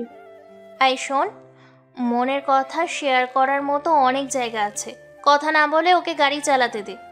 ও রিমা মুখ ভেঙচিয়ে বাইরে তাকালো আর দেখতে পেল কারা যেন মারামারি করতেছে। রানা, রানা থামো তো, দেখো লোকটাকে ওরা কত মারছে। রানা গাড়ি থেকে তাকিয়ে দেখে একটা লোককে তিনজন মিলে মারতেছে। রানা গাড়ি থামালো। রানা যেও না, বিপদ হবে, বাসায় চলো। রানা কোনো কথা না শুনে গাড়ি থেকে নেমে ওদের দিকে আসলো আর একজনের কলার ধরে নাক বরাবর দিল এক ঘুষি। লোকটা একটু দূরে গিয়ে পড়ল আর যাকে মারছিল সে এসে রানার পেছনে দাঁড়ালো। ওদের মধ্যে একজন বলল, এই জানিস আমরা টনির লোক। রানা বুঝে গেল এরা টনির লোক, তাই আচ্ছা মতো ধোলাই করলো। রাস্তার পাশে বলে তাড়াতাড়ি পুলিশ চলে আসলো। পুলিশকে আসা দেখে রাত্রি গাড়ি থেকে নেমে রানার কাছে গেল আর রানা পুলিশকে দেখে তো খুব অবাক হলো। আর সেম একইভাবে অবাক হলো পুলিশটা। আর রানা, তুমি এখানে? আর স্যার আপনি? আমার ডিউটি। আমি পাশ দিয়ে যাচ্ছিলাম আর হঠাৎ দেখলাম এই লোকটাকে এরা মারছিল। খুব ভালো করছো। আর আমরা তোমার বন্ধুকে বাঁচাতে পারলাম না। আমিও পারলাম না, আমিও একই হোটেলে ছিলাম ওকে পাহারা দিয়ে, কিন্তু হঠাৎ এমন হয়ে গেল। আর তোমার বাকি বন্ধুরা কি করে? ওরাও একটা সাধারণ কাজ করে, কিন্তু ওরা টনি ভাইয়ের সাথে কাজ করে। তাহলে কিছু করতে পারবে না? টনি ভাই খুব নাম করা মানুষ। ও ভালো। বন্ধু? কে কার বন্ধু? ম্যাডাম আপনি চলেন। ওই যে হোটেলে জলিল খুনের ইনকোয়ারি করতে আসছিল ওই পুলিশটা। রানা রাত্রিকে নিয়ে চলে এলো। রাত্রি অনেক প্রশ্ন জিজ্ঞেস করলো, কিন্তু রানা একটারও উত্তর দিল না। সারা বিকেল তারা ঘুরল। রাত্রি রানার স্বাদ ছাড়ে না, আর রিমাকে তো রানার আশেপাশেই আসতে দেয় না। গার্ডের মতো করে ঘিরে আছে। রাত্রির মনে হাজারো প্রশ্ন জাগতে লাগলো। রানাকে, রানার আসল পরিচয় কি, আর রানা এখানে কেন আসছে? রাত্রির মাথায় এমন অনেক প্রশ্ন জাগলো, কিন্তু সে রানাকে কিছু বলল না। সন্ধ্যা হওয়ার পর বাসায় গেল। রাত্রিকে বাসায় রেখে গাড়ির চাবি মামুন সাহেবকে দিয়ে রানা বেরিয়ে আসলো। আবার আগের মতো মোবাইলের ঠিকানা দেখে সেখানে চলে গেল। আজকেও একটা বিশাল হোটেল। সেখানে এসে একটা রুম বুকিং করলো আর রুমে গিয়ে বিশ্রাম করতে লাগলো। এদিকে রাত্রি রুমে বসে থেকে রানার কথা ভাবছে।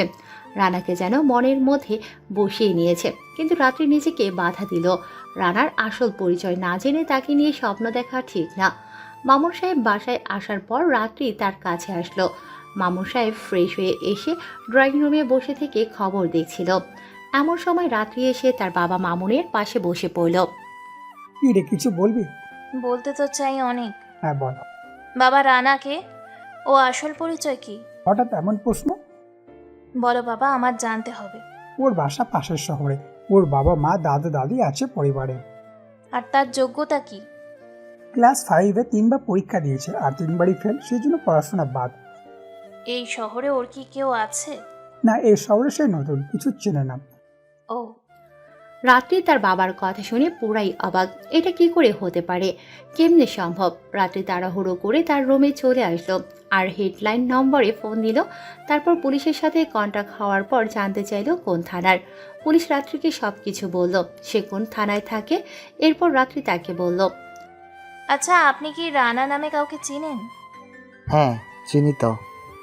আজকে বিকেলে দেখা হয়েছিল। হ্যাঁ, ছেলেটা খুব একা হয়ে গেছে। কেন? তার 4টা বন্ধু, তার মধ্যে 2জন মারা গেছে। এই জন্য সে অনেক ভেঙে পড়েছে। তাদের বন্ধুত্ব কতদিনের? ও তো আমাকে বলেছে ওরা ছোটবেলা থেকে বন্ধু। ও, ধন্যবাদ স্যার, ভালো থাকবেন। জি। রাত্রি ফোন কেটে দিল। এবার তো রাত্রি নিশ্চিত রানা কোনো মতলব নিয়ে এখানে আসে, কিন্তু কি সেটা আমায় বের করতে হবে। রাত্রি বসে বসে চিন্তা করছিল রানাকে, আর কেন আমাদের কাছে আসছেন। যদি আমাদের মারতে চাইতো তাহলে তো এতদিন মেরেই দিত। টনির হাত থেকে আমাদের বাঁচাতো না। কি চাই রানার? আর হোটেলে থাকাও কি তার কোনো মতলব আছে? আমায় সব কিছু জানতে হবে। রাত্রি এক মস্ত বড় চিন্তায় পড়ে যায়। যে করেই হোক রানার গোপন রহস্য বের করবে, কিন্তু কি করে করবে এটা নিয়ে তার মাথায় চিন্তা ঘুরপাক খাচ্ছে। এমন সময় মামুন চৌধুরী রাত্রির রুমে নক দিল। দরজা খোলা থাকায় চলেও এলো। রাত্রি মনে মনে ভাবলো তার বাবাকে এসব কিছু বলবে না, তাই একদম সাধারণ হয়ে গেল। কি রে মা, কি হয়েছে তোর? কই বাবা, আমার আবার কি হবে? তাহলে তখন হঠাৎ করে চলে এলি কেন? আসলে বাবা, আমি ফোনে গান চালু করে নিচে চলে গিয়েছিলাম। মনে হতেই দৌড়ে চলে আসি। ও তা কি করেছিস বসে থেকে? কই কিছু না তো, এমনি বসে আছি। ও তা রানাকে তোর কেমন লেগেছে? রানা? রানা তো আমার মাথার উপর বসে আছে। কি বলছিস এসব? কই কই আসলে বলছিলাম, রানা খুব ভালো ছেলে। ওর মতো ছেলে, ওর মতো ছেলেই হয় না। আমি বলেছিলাম না আস্তে আস্তে রানাকে তোর খুব ভালো লাগবে। হুম। আচ্ছা, অনেক রাত হলো, নি চাই খেয়ে নে। তুমি যাও, আমি আসছি। দেরি করিস না। ওকে। মামুন চৌধুরী একটা মুচকি হাসি দিয়ে রাত্রির রুম থেকে চলে গেল। বাবা, রানাকে তো আমি ছাড়বো না। ও আমাদের সবার বিশ্বাস নিয়ে খেলা করছে। রাত্রি রানার 14 গোষ্ঠী উদ্ধার করতে শুরু করলো, একদম শেষ পর্যন্ত ঠেকিয়ে দিল। এরপর নিচে খেতে আসলো। এসে দেখে তার বাবা আর তার মা দুজনে তার জন্য অপেক্ষা করছে। রাত্রি এসে তাদের সাথে যোগ দিল আর খাওয়া দাওয়া শুরু করলো। তিনজন মিলে খাওয়া দাওয়া করে যে যার মতো ঘুমোতে চলে গেল। এদিকে রানা হোটেলে তার কাজটি সম্পূর্ণ করলো আর বাকি রাতটা ওখানেই কাটালো।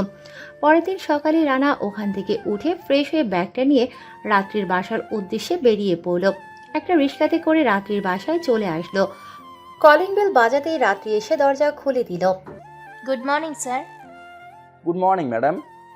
আসেন আসেন। কি ব্যাপার ম্যাডাম, আজ হঠাৎ এমন আচরণ?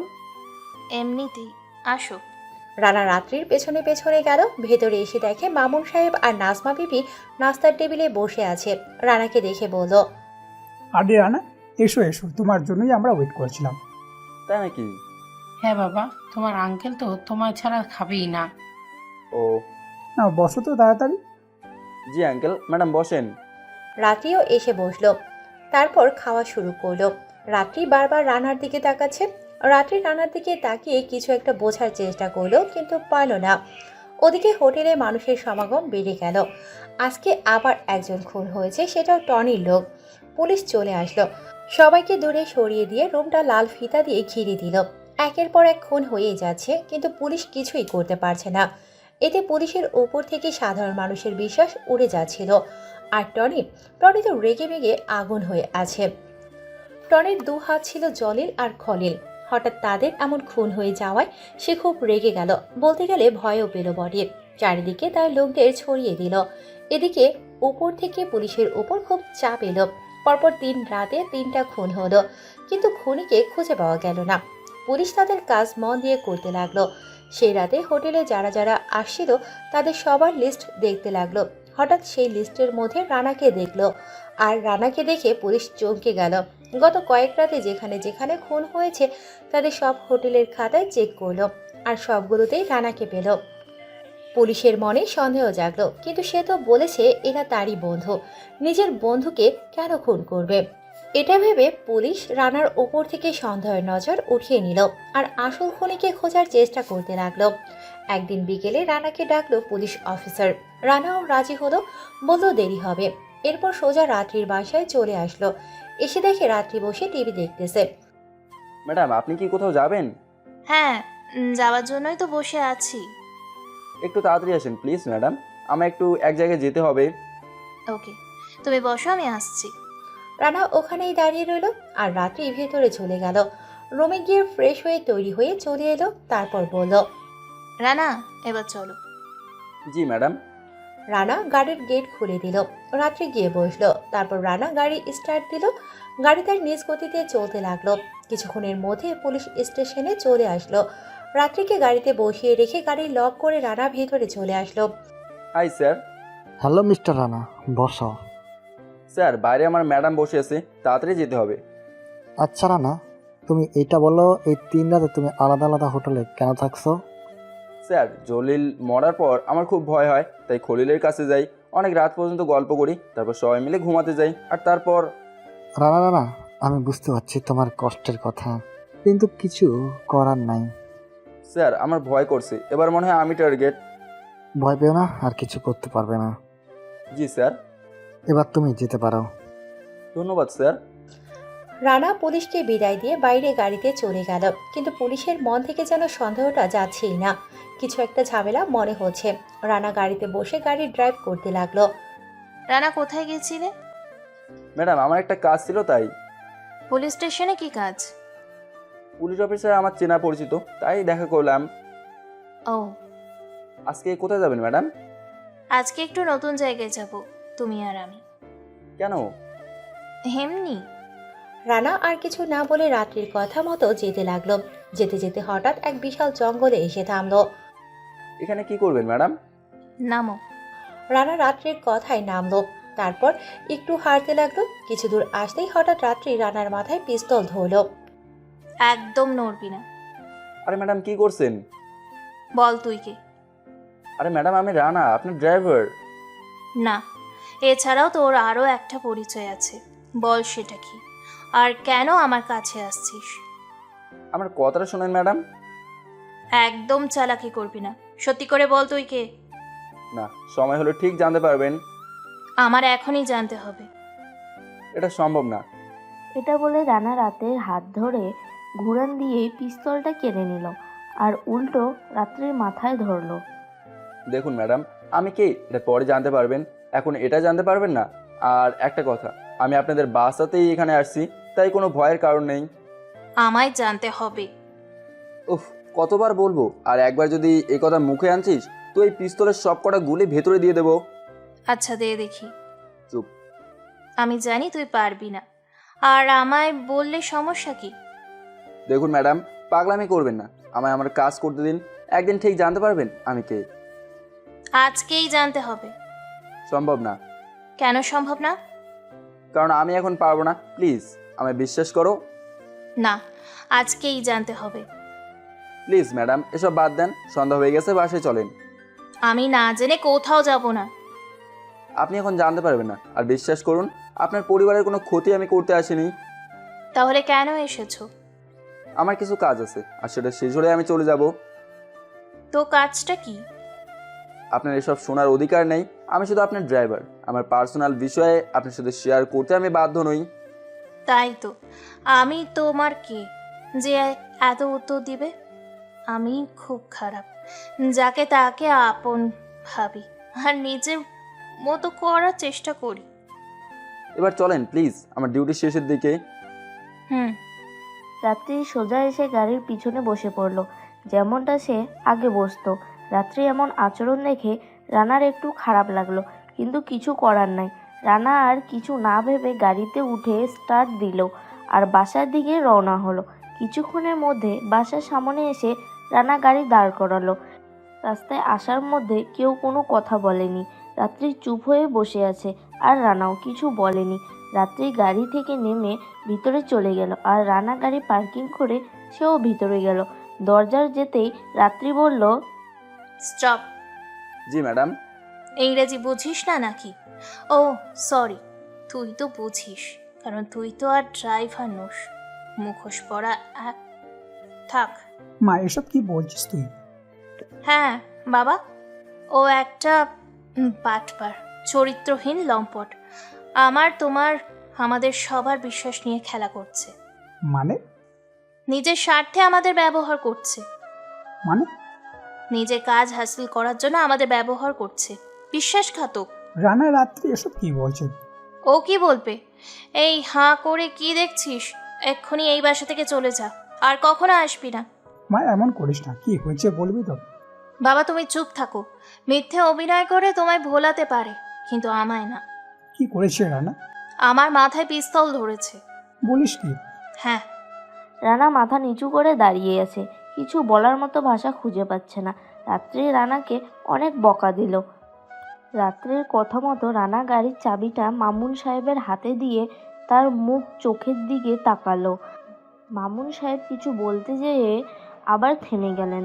রানা এবার রাত্রির সামনে এসে কিছুক্ষণ তাকিয়ে থেকে বলল, সরি ম্যাডাম, আজ থেকে আপনার সামনে আর আসবো না। রাত্রি মুখ ফিরিয়ে নিল। রানা আর দেরি না করে বাসা থেকে বেরিয়ে পড়ল আর মোবাইলের ঠিকানা দেখে সে অনুযায়ী রওনা হলো। এদিকে রাত্রি রানা পিছু করলো।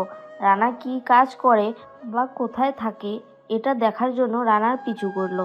কিছু দূর যাবার পর রানা এক বিশাল হোটেলে ঢুকে গেল। তার সাথে সাথে রাত্রিও ঢুকে পড়ল। রানা একটা রুম বুকিং করে চাবি নিয়ে চলে গেল। রানার আজ শেষ অপারেশন, এরপর ডাইরেক্ট টনি টার্গেট। সেজন্য কোনো রকম রিস্ক না নিয়ে কাজ শুরু করলো। রেজিস্ট্রেশন খাতা দেখলো রফিক 103 নম্বর রুমে আছে। রফিক হলো টনির হেড, মানে বুদ্ধিদাতা। রফিকের কথা মতো টনি কাজ করে। রানা সোজা 103 নম্বর রুমে চলে আসলো। রফিক মেয়েদের নামে সিরিয়াল গণনা করছিল, কটা মেয়ে পাচার করবে। তো এমন সময় রানা ভিতরে চলে গেল। এরপর তার কাজ করে বেরিয়ে আসতে যাবে, এমন সময় সামনে এসে হাজির হলো রাত্রি। রাত্রিকে এই অসময় দেখে রানা ভয় পেয়ে গেল। রাত্রি রানার দিকে ঘৃণা দৃষ্টিতে তাকিয়ে আছে। ছি রানা ছি, তুমি মানুষও খুন করতে পারো? আমি তো ভেবেছিলাম শুধু মানুষের মনকে খুন করো, কিন্তু এখন তো তার উল্টো দেখছি। ম্যাডাম আপনি এখানে? আমি দেখতে আসছিলাম তুমি এমন কি কাজ করো যার জন্য নিজের পরিচয়টা গোপন করলে। আর এখানে না আসলে তো জানতেই পারতাম না তুমি একটা খুনি। ম্যাডাম আমার কথাটা শোনেন। বল, এভাবে আর কতজনকে মেরেছিস? আমি তাদের উপযুক্ত শাস্তি দিয়েছি। শাস্তি তো এবার তোর হবে। আমি এক্ষুনি পুলিশকে ফোন করব। Sorry madam. কি জন্য? এই জন্য। রানা পকেট থেকে রুমাল বের করে রাত্রির নাকে ধরলো, আর তখনই রাত্রি রানার উপর পড়ে গেল। রানা রাত্রিকে নিয়ে সোজা নিজে এসে গাড়িতে বসিয়ে দিল। একটা পুলিশ দেখে ফেললো। উপরতলা থেকে আওয়াজ আসলো, খুন হয়েছে। এবার পুলিশ উপরে চলে গেল। আর রাত্রি যখন রানার পিছু করতে করতে একা আসছিল, তখন টনির লোকেরা রাত্রির পিছু করে আর এখানে এসে পড়ে। এসে দেখতে পায় কে যেন রাত্রিকে কিডন্যাপ করেছে। টনির লোকেরা ভাবলো রাত্রিকে টনির হাতে না দিয়ে পারলে তারা মারা যাবে, তাই রানার দিকে ধেয়ে আসতে লাগলো। রানা পিছনে তাকিয়ে দেখে একটা গাড়ি আসছে, তার থেকে কয়েকজন মাথা বের করে তার দিকে ধেড়ে আসছে। রানা বুঝে গেল এগুলো টনির লোক। রানা গাড়িতে বসে গাড়ি দিল টান। আস্তে আস্তে তারা কাছাকাছি এসে পড়েছে। ওরা 4টা গাড়ি ভর্তি আছে। রানা ঠেকাতে গেল, পারবে না, তাই গার্ডদের ফোন দেওয়ার জন্য পকেটে হাত দিল। পকেটে হাত দিয়েই তো তার মাথা ঘুরে গেল, কারণ মোবাইল বাসায় রেখে আসছে। এবার কি হবে? রাত্রির মোবাইলে লক দেওয়া আছে, আর ও তো অজ্ঞান অবস্থায়। যা করার তাকেই করতে হবে। এদিকে টনির লোকেরা অস্ত্র শস্ত্র হাতে নিয়ে আসছে। রানার ডান পাশে একটা গাড়ি আর বাম পাশে একটা গাড়ি। একটু এদিক ওদিক হলেই তারা সবাই শেষ। গাড়ি ঘোরানো দিতেই ডান পাশের গাড়ির সাথে খুব জোরে ধাক্কা খেলো। এবার ডান দিকে ঘোরাতেই ডান পাশের গাড়িটা ধাক্কা দিল। গাড়ির ধাক্কাধাক্কিতে রাত্রি বাস্তবে ফিরে এলো। চোখ খুলতেই এমন অবস্থা দেখে রাত্রি খুব ঘাবড়ে গেল, খুব জোরে চিৎকার করলো। রানা রাস্তা বদলে অন্য রাস্তা দিয়ে চলে গেল, আর টনির লোকেরা ভুল করে সোজা চলে গেল। ম্যাডাম কি করছেন? এসব কি হচ্ছে? আমায় নিয়ে তুই কোথায় যাচ্ছিস? চুপ করে বসে থাকেন। আগে বল, তুই আমায় কোথায় নিয়ে যাচ্ছিস? সেটা জানি না।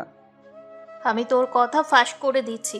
আবার খুন করতে দেখে নিয়েছি বলে কি আমায় মারতে চাস? আমি কোনো খুনি নই। আমি নিজের চোখে দেখেছি, আর এখন আমাকেও খুন করতে নিয়ে যাচ্ছিস। না, চুপ করে বসে থাকেন। কে আছো? বাঁচাও, বাঁচাও আমায়। এই কুড়ি আমাকে খুন করতে চায়, প্লিজ কেউ বাঁচাও। এই চুপ, একদম চুপ, একটা কথাও বলবে না। রানার এমন ধমক শুনে রাত্রি একদম ভেজা বিড়ালের মতো হয়ে গেল, চোখ দুটো ছোট ছোট হয়ে গেল। ঠিক তখনই পিছনে আবার টনির লোকেরা চলে আসলো। তাদের গাড়ি একদম পুলিশের গাড়ির মতো, তাই এটা দেখে রাত্রি ভাবলো হয়তো এরা পুলিশ। এই তো পুলিশ এসে গেছে, এখন আমায় ওরা বাঁচিয়ে নেবে। ওরা পুলিশ নয়, ওরা টনির লোক। মিথ্যে কথা বলে আমায় মারতে চাস? একবার ভালো করে তাকিয়ে দেখেন। বাইরে তাকাই, আর তুই আমায় ধাক্কা দিয়ে ফেলে দে। তাহলে চুপচাপ বসে থাকেন। রানার কথা মতো রাত্রি একবার বাইরে তাকিয়ে দেখে সত্যি সত্যি ওরা টনির লোক। গাড়ির ভিতর থেকে চাকুসোরা বাইরে নাচাচ্ছে। কে? কিন্তু ওরা কি চায়? আপনাকে? ওকে, তাহলে আমার মারাচ্ছে ওদের হাতে তুলে দে। আমার প্রতি বিশ্বাস না থাকলে নামতে পারেন। এতদিন যখন আপনাকে রক্ষা করতে পেরেছি, তাহলে এখনো পারবো। রাত্রি আর কোনো উপায় না পেয়ে চোখ বন্ধ করে রানার হাত শক্ত করে জড়িয়ে ধরলো। রানা কিছু না বলে মুচকি হাসি দিল। আর এদিকে টনির লোকটা ধাক্কাধাক্কি দিতে আছে। এবার অস্ত্র বের করে গাড়ির গ্লাস ভেঙে দিল। রানা এবার গাড়ির স্পিড বাড়িয়ে দিল।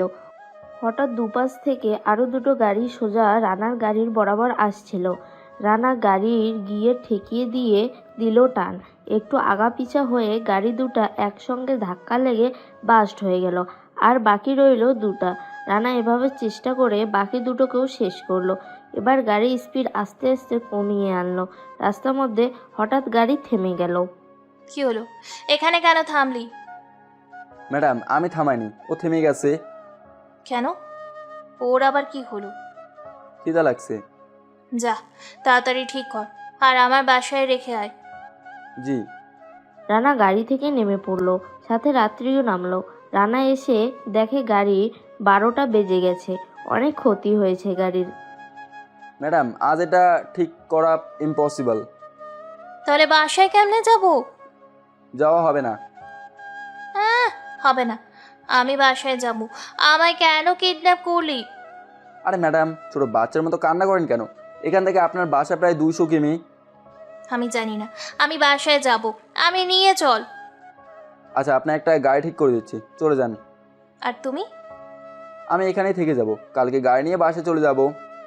আমায় যে পাঠিয়ে দিচ্ছ, রাস্তায় যদি আমার 12টা বাজিয়ে দেয় তো? আপনি তো বাসে যাওয়ার জন্য কান্না করতেছেন। এটা গ্রাম মনে হচ্ছে? হ্যাঁ, গ্রামে থাকা আমার খুব শখ।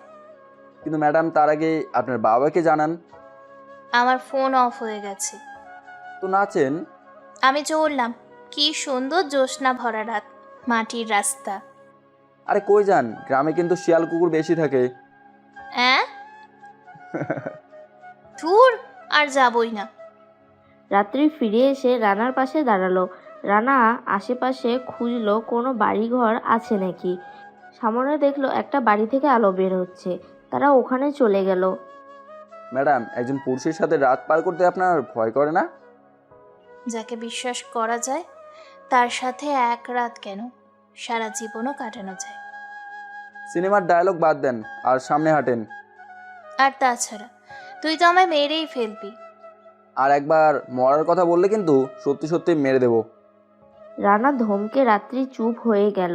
হঠাৎ সামনে জোনাকি পোকা আসায় রাত্রির মনে আনন্দের শেষ রইল না। রাত্রির মনে আনন্দে নাচতে নাচতে দৌড় দিল। আর রানা তার পিছনে পিছনে দৌড় দিল। উপায় নেই, রাত্রির সাথে সাথে থাকতে হবে। রাত্রি শহর থেকে গ্রামে আসছে। তার যেন মনে হচ্ছে জেল থেকে বেরিয়ে খোলা আকাশের নিচে দাঁড়িয়েছে। খুব আনন্দ হচ্ছে তার। রাত্রির আনন্দে রানার 12টা বাজতেছে। রাত্রি ছোট বাচ্চার মতো আচরণ করছে আর রানা তাকে সামাল দিচ্ছে। রাত্রিকে কিডন্যাপ করে রানা এখন 12টা বাজছে। অবশেষে তারা সেই বাড়িটায় এসে পড়ল। ঠেলা দিতেই দরজা খুলে গেল। রানা ভিতরে চলে গেল। এক পিচ্চি এসে তার সামনে পিস্তল ধরলো। রানা হাত উপরে করলো। পিচ্চিটা হেসে দিল আর বলল, এটা খেলনা পিস্তল। রানা তার কাছে গিয়ে তার গাল ধরে টেনে দিল। তখন ভিতর থেকে একটা লোক আসলো। তার নাম ছিল ইন্সপেক্টর রাজু, এই থানার পুলিশ। রানা কাছে এসে বলল, আরে রানা স্যার, আপনি? আমাকে কি আপনি চেনেন? হ্যাঁ, অবশ্যই চিনি। আপনাকে আমরা দেখেছি। মানে? ও, তার মানে আপনিও রকির সাথে যুক্ত? আরে না ম্যাডাম, উনি আমার থেকে উপরে। মানে আপনি ছোটখাটো খুন করেন? ম্যাডাম, এসব কি বলছেন? ঠিকই তো বলছি। জানেন উনিকে? উনি হলো এই থানার পুলিশ অফিসার। কি? হ্যাঁ। স্যার, আপনি তো এখনো সিক্রেট মিশনে আছেন। হ্যাঁ হ্যাঁ, আজকেও একটা খুন করছে। স্যার, ইনি কে? ওর নাম রাত্রি। আমি ওর খুন করতে দেখে ফেলছি বলে আমায় কিডন্যাপ করছে। কি বলছেন? ও কেন কিডন্যাপ করবে? ম্যাডাম, আপনি আমার সাথে আসেন। রাজু স্যার, আসলে এই আমার এক বন্ধু। এসব থাক এখন। ওকে। রানা, ও থামবে কেন? আপনার পরে সব বলবো, এখন একটু চুপ করে বসেন। আগে বলো, এসব কি সিক্রেট মিশন মানে কি? দেখুন ম্যাডাম, এসব শোনার অনেক টাইম আছে, আপনি ফ্রেশ হয়ে নিন। আগে আমায় সব বলো, তুমি কেন এখানে আসছো? এটা আমার একটা মিশন, প্লিজ এসব বাদ দাও, কেউ শুনলে ঝামেলা হবে। দেখুন, আপনি এত উত্তেজিত হবেন না। স্যার আপনার সব বলবে। না, আমি এখনই সব শুনবো। প্লিজ ম্যাডাম চুপ করেন, প্লিজ প্লিজ। ওকে। যান ফ্রেশ হয়ে নিন। রাজু রাত্রিকে পানির ব্যবস্থা করে দিল। রাত্রি হাত মুখ ধুয়ে নিল। শহরের মেয়ে, গ্রামের পানিতে হাত ধুতে একটু অসুবিধা হচ্ছিল, কিন্তু রাত্রি সেটাকে কিছু মনে করলো না। রানা বাইরে এসে দাঁড়িয়ে থেকে তারা দেখছে। রাত্রি রানাকে খুঁজে পেল না। স্যার, রানা কোথায়? ও তো মনে হয় বাইরে গেছে। এত রাতে বাইরে? হ্যাঁ। ও আচ্ছা। তারপর রাত্রিও বাইরে চলে এলো।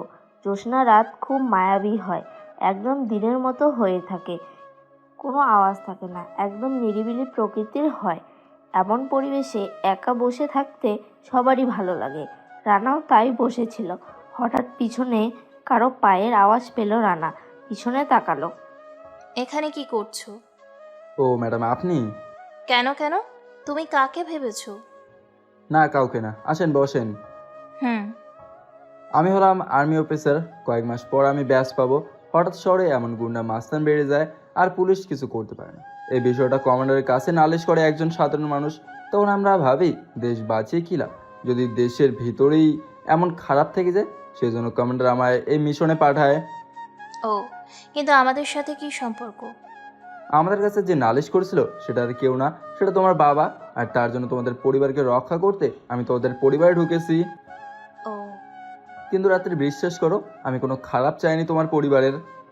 ওই জলিল আর খলিলকে খুন করছে? আমি ওদের দুইজন টনির ডান হাত আর বাম হাত ছিল, আর তাই তার দুইটা হাতকেই কেটে দিয়েছি। এবার সোজাসুজি টনিকে টার্গেট। কিন্তু রানা, টনির অনেক ক্ষমতা, ওর সাথে কি তুমি পারবা? যেদিন থেকে আর্মি হওয়ার স্বপ্ন দেখেছি সেদিন থেকে নিজের জীবনের মায়া ছেড়ে দিয়েছি। আমি জানি জয় তোমারই হবে, কারণ তুমি সঠিক পথে আছো। হুম। অনেক রাত হলো, চলো ঘুমাবে। রানা এসে পড়ো, খাবার রেডি। আসতেছি, চলেন ম্যাডাম। হুম, চলো। তারপর রাত্রি আর রানা ওখান থেকে উঠে ভিতরে চলে গেল। ভিতরে এসে খেতে বসলো। এত রাত্রে বেশি কিছু করতে পারলো না, শুধু তারা ডিম চপ করেছে। এত রাতে বেশি কিছু করা সম্ভব হলো না। আর স্যার এটাই তো অনেক অনেক অনেক শুক্রিয়া। রাত্রি ম্যাডাম, রান্না কেমন হয়েছে? হেব্বি হেব্বি সুন্দর। আজ প্রথম এমন খাবার খেলাম। কে রান্না করেছে স্যার? আমার স্ত্রী। খুব সুন্দর। তারপর তারা খাওয়া দাওয়া শেষ করলো। এরপর ঘুমিয়ে গেল। মাটির ঘর, মাটির বিছানা। রাত্রির একটু সমস্যা হচ্ছে, কিন্তু রানার সমস্যা হলো না, কারণ তার গ্রামে থাকার অভ্যাস আছে। রানা আরামে ঘুমিয়ে শুয়ে পড়লো। কিন্তু রাত্রি পাশের রুমে ঘুমাতে পারছে না। রাত্রি রাজুর স্ত্রীর কাছে ঘুমিয়েছে, আর রানা রাজু আর সেই পিচ্চিটার সাথে ঘুমিয়েছে। রাত্রি কিছুতেই ঘুম আসে না। অনেকক্ষণ পর ঘুম ধরলো। এক ঘুমে সকাল। সকালে রানা উঠে সোজা গাড়ির কাছে গেল। তারপর সেখান থেকে রাজুকে সাথে করে নিয়ে মেকানিকের দোকানে গেল, আর তাকে ডেকে এনে গাড়ি সারিয়ে নিল। গাড়ি ঠিক হওয়ার পর রাজুর বাসার সামনে গাড়ি নিয়ে চলে এলো, কিন্তু এখনও রাত্রির ঘুম ছুটল না। রানা গাড়ি রেখে রাত্রিকে ডাকার উদ্দেশ্যে বাসার ভেতরে গেল। রাজুর স্ত্রীকে একটু ডাকতে বলল, কিন্তু রাজুর স্ত্রী কাজে ব্যস্ত, তাই তাকে যেতে হলো। প্রথমে বাইরে থেকে ডাকলো, কিন্তু কোনো আওয়াজ আসলো না, তাই রানা ভিতরে চলে গেল। ভিতরে এসে রানা ডাক দিল। তখন রাত্রি আবোল তাবোল কথা বলছিল। রানা ভাবলো হয়তো জেগে থেকে এসব বলছে, কিন্তু কিছুক্ষণ পর চোখ খুলে ঘাবড়ে যাওয়া দেখে রানা বুঝলো এতক্ষণ রাত্রি ঘুমোচ্ছিল। তুমি এখানে? সরি, আমি আসতে চাইনি, কিন্তু তোমায় ডাকা খুব জরুরি। জানি জানি তুমি কি জন্য আসছো। দেখুন ম্যাডাম, আমায় ভুল বুঝবেন না, আমাদের এখন যেতে হবে। কি, চলে যেতে হবে? হুম। আমি যেতে চাই না, সারা জীবন তোমার সাথে থাকতে চাই। হ্যাঁ? না মানে, এখানে থাকতে চাই। জায়গাটা কি সুন্দর। দেখুন ম্যাডাম, আমি আপনাকে কিডন্যাপ করছি। আপনার আজ বাসায় না দিলে আমার জীবন শেষ করে দেবে। তাও কথা, বাবা যে কি করছে কে জানে। এবার চলেন। রানা বাইরে চলে এলো। রাত্রি মন খারাপ হয়ে গেল। সে আর এই বন্ধ শহরে যেতে চায় না, কিন্তু সে বাধ্য। উপায় না পেয়ে বিছানা থেকে উঠে হাত মুখ ধুয়ে নাস্তা করতে বসলো। স্যার, আপনাদের কথা আমার খুব মনে পড়বে। তোমাদের কথাও আমার মনে পড়বে। নাস্তা করা শেষ হলো, এবার বিদায় নেওয়ার পালা। রানা সবার কাছে থেকে বিদায় নিয়ে গাড়িতে এসে বসলো। আর রাত্রি রাজুর স্ত্রীকে জড়িয়ে কেঁদে দিল। তারা তাকে সান্ত্বনা দিল। রাত্রি নিজেও জানে না ও কেন কান্না করলো। তারপর তাদের কাছ থেকে বিদায় নিয়ে রাত্রিও গাড়িতে বসলো। রানা গাড়ি চালাতে লাগলো। গাড়ি তার নিজ গতিতে চলতে লাগলো। অনেকটা পথ যেতে হবে, তাই গাড়ি একটু স্পিডে আছে। রানা, বলেন। তোমার মিশন শেষ হলেই কি চলে যাবে? জি ম্যাডাম, আর আজকালের মধ্যেই আমার মিশন শেষ হবে। তাহলে আমার কি হবে? আরেকজনকে নিয়ে নেবেন। মানে? মানে আরেকজনকে নতুন ড্রাইভার বানাবেন। লাগবে না আমার আর ড্রাইভার, একাই চলবো, মরলে মরবো। কি বলছেন ম্যাডাম? আপনার বাবা মা আমায় কত ভালোবাসে, আর আপনার কিছু হলে তারা কেমনে বাঁচবে বলেন? আর যাদের আমি বাসি তারা? মানে? কিছু না, তুমি চলো। রানা মন দিয়ে গাড়ি চালাতে লাগলো। রাত্রি নিরিবিলি হয়ে চিন্তা করতে লাগলো। জানালা দিয়ে বাইরে তাকিয়ে থাকলো। রানা ওদিকে মন না দিয়ে গাড়ির দিকে মন দিল। অনেকগুলো পথ জার্নি করলো তারা, আর অবশেষে নিজ শহরে পৌঁছে গেল রাত্রি। রানা রাত্রিকে নিয়ে তাদের বাসায় চলে আসলো। বাসায় এসে দেখে বাসা একদম নিরিবিলি, কোনো শব্দ নাই। রানা একটু ঘাবড়ে গেল। গাড়ি দাঁড় করালো। রাত্রি নামলো। তারপর রানা গাড়ি পার্কিং করে রাত্রিকে নিয়ে ভিতরে আসলো। ভিতরে এসে তো তার মাথা ঘুরে গেল। বাসার জিনিসপত্র একদম ভাঙচুর হয়ে যেখানে সেখানে পড়ে আছে। মনে হচ্ছে বাসায় কোনো ঝগড়া হয়েছে। আর সিঁড়ির নিচে নাজমা বিবি বসে আছে। রাত্রি দৌড়ে তার মায়ের কাছে গেল। মা, মা। আন্টি, এসব কি? বাবা, আমাদের সব শেষ হয়ে গেছে। কি বলছেন কি?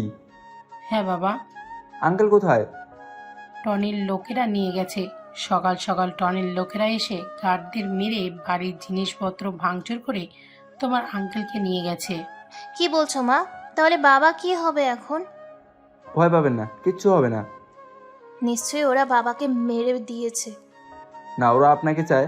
আপনাকে নিয়ে টনি তার প্রতিশোধ নিতে চায়, সেজন্য আঙ্কেলকে এত সহজে মারবে না। এখন কি হবে? সেটাই ভাবতে হবে। রানা, প্লিজ বাবাকে বাঁচাও। আমি থাকতে আঙ্কেলের কিচ্ছু হবে না। হুম। চলো আমার সাথে। আর আন্টি, আপনি ঘর থেকে বের হবেন না, যে কোনো সময় আপনার উপরও হামলা হতে পারে। তারপর রানা আর রাত্রি বাইরে চলে আসলো। গাড়িতে বসেই দিল টান। গাড়ির ভিতর থেকে কন্ট্রোল রুমে ফোন দিল আর মামুন সাহেবের নাম্বার ট্যাগ করতে বলল। কিছুক্ষণ পর তারা মামুন চৌধুরী বর্তমান ঠিকানা বলে দিল। এবার সে আর্মি কমান্ডারের কাছে ফোন দিল। কমান্ডার তাদের ফোর্স নিয়ে আসছে। রাত্রি, আমরা একটা কথা রাখবে? কি? আমি যে আর্মি এটা কাউকে বলা যাবে না যতদিন না আমি ব্যাস পাচ্ছি, কারণ আমি সিক্রেট আর্মি। আর তুমি আমার বিষয় জেনে গেছো, এটা কমান্ডো জানতে পারলে আমার চাকরি নিয়েই টানাটানি হবে। তুমি নিশ্চিন্ত থাকো, কাউকে বলবো না। তোমার প্রতি আমার বিশ্বাস আছে। আর সেটার অমর্যাদা করব না আমি। রানা গাড়িতে মন দিল। এদিকে কমান্ডার তার ফোর্স নিয়ে রওনা দিল। কিছুক্ষণের মধ্যে রানা টনির আস্তানায় চলে আসলো। এক বিশাল বাড়ি। বাড়িটা বেশ পুরনো। কাকচিল কবুতর উড়ছে। রানা গাড়ি থেকে নেমে আস্তে আস্তে সামনে এগোতে লাগলো। পিছনে রাত্রিও রানাকে ফলো করলো। বাড়ির ভিতরে আসতেই এক ঝাঁক কবুতর উড়ে গেল। তারপর বাড়িটা যেন নিস্তব্ধ হয়ে গেল। কোনো আওয়াজ নাই, চারিদিকে থমকে আছে। হাঁটতে হাঁটতে বাড়ির মাঝখানে চলে আসলো। তখন সামনে তাকাতেই মামুন সাহেবকে দেখতে পেল। একটা চেয়ারে বেঁধে রেখেছে। রানা দৌড় দিল, সাথে রাত্রি। রানা দৌড়ে এসে দড়ি খুলতে যাবে, এমন সময় পিছন থেকে কে যেন এসে রানার মাথায় সজোরে আঘাত করলো। রানার মাথায় দুই হাত ধরে বসে পড়ল। সঙ্গে সঙ্গে কপাল বেড়ে রক্ত পড়তে লাগলো। রানার চোখের সামনে সব কিছু যেন ঝাপসা হয়ে যাচ্ছে। রাত্রি রানার দিকে তাকিয়ে জোরে এক চিৎকার দিল আর দৌড়ে এসে রানা ধরে তার কোলে মাথা রাখলো। রানা, রানা, এই রানা, রানা কথা বলো। রানা এখন আরাম ফরমাচ্ছেন ম্যাডাম? ততক্ষণ আপনি আমার সাথে একটু মজা করেন। শয়তান, তোকে আজ রানা ছাড়বে না। এই রানা যে এখন মাটিতে পড়ে আছে, কি ভেবেছিলেন রানা? 2 হাত কেটে দিলে আমি দুর্বল হয়ে যাব? আরে আমি তেমন মানুষ নই, আমার দুর্বল পয়েন্ট কোথাও নেই। একবার যদি রানা ওঠে না, তাহলে তোর 12টা বাজিয়ে দেবে। এখনো বিশ্বাস হচ্ছে না যে রানা আর নেই, ওর খেলা শেষ। এই কে, কোথায় আসিস? রানার নামে নিশানা মুছে দে। রানা একথা শুনে উঠে দাঁড়ালো, তার শার্ট খুলে পেঁচিয়ে পেঁচিয়ে মাথায় বাঁধলো আর সামনে এগোতে লাগলো। রাত্রি মানা করলো, কিন্তু রানা কোনো পথ খোলা নাই। রানার মাথায় আঘাত পড়াতে ওর শরীর আগেই শেষ হয়ে গেছে, তাই কয়েকজনের সাথে টক্কা দিল, বেশিক্ষণ টিকতে পারলো না। টনির লোকেরা রানাকে পেয়েই নিচে ফেলে মারতে লাগলো, আর এপাশ থেকে রাত্রি চিৎকার করে যাচ্ছে, টনির হাত পা ধরছে রানাকে ছেড়ে দেওয়ার জন্য। রানা আর না পেয়ে অজ্ঞান হয়ে গেল। প্লিজ টনি, তুমি রানাকে ছেড়ে দাও, ওর কোনো দোষ নেই। তাহলে ময়না পাখি, তোমার সাথে আমার সাথে থাকতে হবে। আমি যে তোমায় ভালোবাসি। তোর মতো পাপির মুখে ভালোবাসার কথা মানায় না। রানার মতো সাহসী আর সৎ ছেলের মুখে ভালোবাসার কথা শুনলে আমি তার জন্য নিজের জীবনটাও দিয়ে দিতে রাজি। এই রানাকে উপরে পাঠিয়ে দে। না না, আমি রাজি, আমি রাজি। তুমি আমার সাথে যা করতে চাও তাতেই রাজি, শুধু রানার কিছু করো না প্লিজ। এই তো ময়না লাইনে আসছে। এই রানাকে ছেড়ে দে। আর ময়না পাখি, চলো আমরা দুজনে আলাদা রুমে যাই। হ্যাঁ, তা তো যাবেই, কিন্তু আফসোস তোকে একাই যেতে হবে। কে? আমি কাজে তোর বিয়ে পড়াতে আসছি। হা। পুলিশ আমার কিচ্ছু করতে পারেনি, আর আর্মিরা কি করবে? তুই মনে হয় ভুলে গেছিস, পুলিশ টাকার কাছে বিক্রি হলেও আর্মিরা কখনো বিক্রি হয় না। টাকার কাছে সব ঠোস। ভুল, এবার দেখ তোর টাকা আর তুই কোথায় পৌঁছাস। আর্মি ফোর্স টনির এলাকার চারিদিক থেকে ঘিরে নিল। রাত্রি দৌড়ে এসে রানাকে দাঁড় করালো। একজন আর্মি এসে রানাকে নিয়ে চলে গেল। রাত্রি তার বাবাকে নিয়ে দূরে দাঁড়িয়ে রইল। টনির লোকেরা গোলাগুলি শুরু করলো, সাথে আর্মিরাও শুরু করলো। এদিকে রাত্রি আর তার বাবা আড়ালে লুকিয়ে পড়ল। কিছুক্ষণ গোলাগুলি হওয়ার পর তা সমাপ্ত হলো। টনির সব লোক পড়ে আছে, কিন্তু টনিকে কিছু করলো না। বল কিভাবে মরবি? দেখ, আমায় ছেড়ে দে, আমিও পরে তোদের ছেড়ে দেব। তুই বাঁচলে তো ছাড়বি। কমান্ডো তার বন্দুক থেকে কয়েকটা গুলি টনির বুকের ভেতরে ঢুকিয়ে দিল। টনি মাটির সাথে মিশে গেল। এবার রাত্রি আর মামুন সাহেব বেরিয়ে আসলো। ধন্যবাদ কমান্ডো স্যার। ধন্যবাদ আমায় নয়, আপনাকে দেওয়া উচিত। ধন্যবাদ পাবার পুরো অধিকার রানার। এতদিন সে আমাদের রক্ষা করেছে, কিন্তু আর সে নিজেই মৃত্যুর সাথে লড়াই করছে। স্যার, রানা কোথায়? আমি ওর কাছে যাব। কাঁদে না মা, রানার কিছু হবে না, ও হাসপাতালে আছে, চলো আমার সাথে। রাত্রি তাদের সাথে হাসপাতালে চলে আসলো। এসে দেখে রানা শুয়ে আছে। রাত্রি আর চোখের পানি আটকাতে পারল না। রানা জ্ঞান ফেরার আগ পর্যন্ত রাত্রি সেখানে ছিল।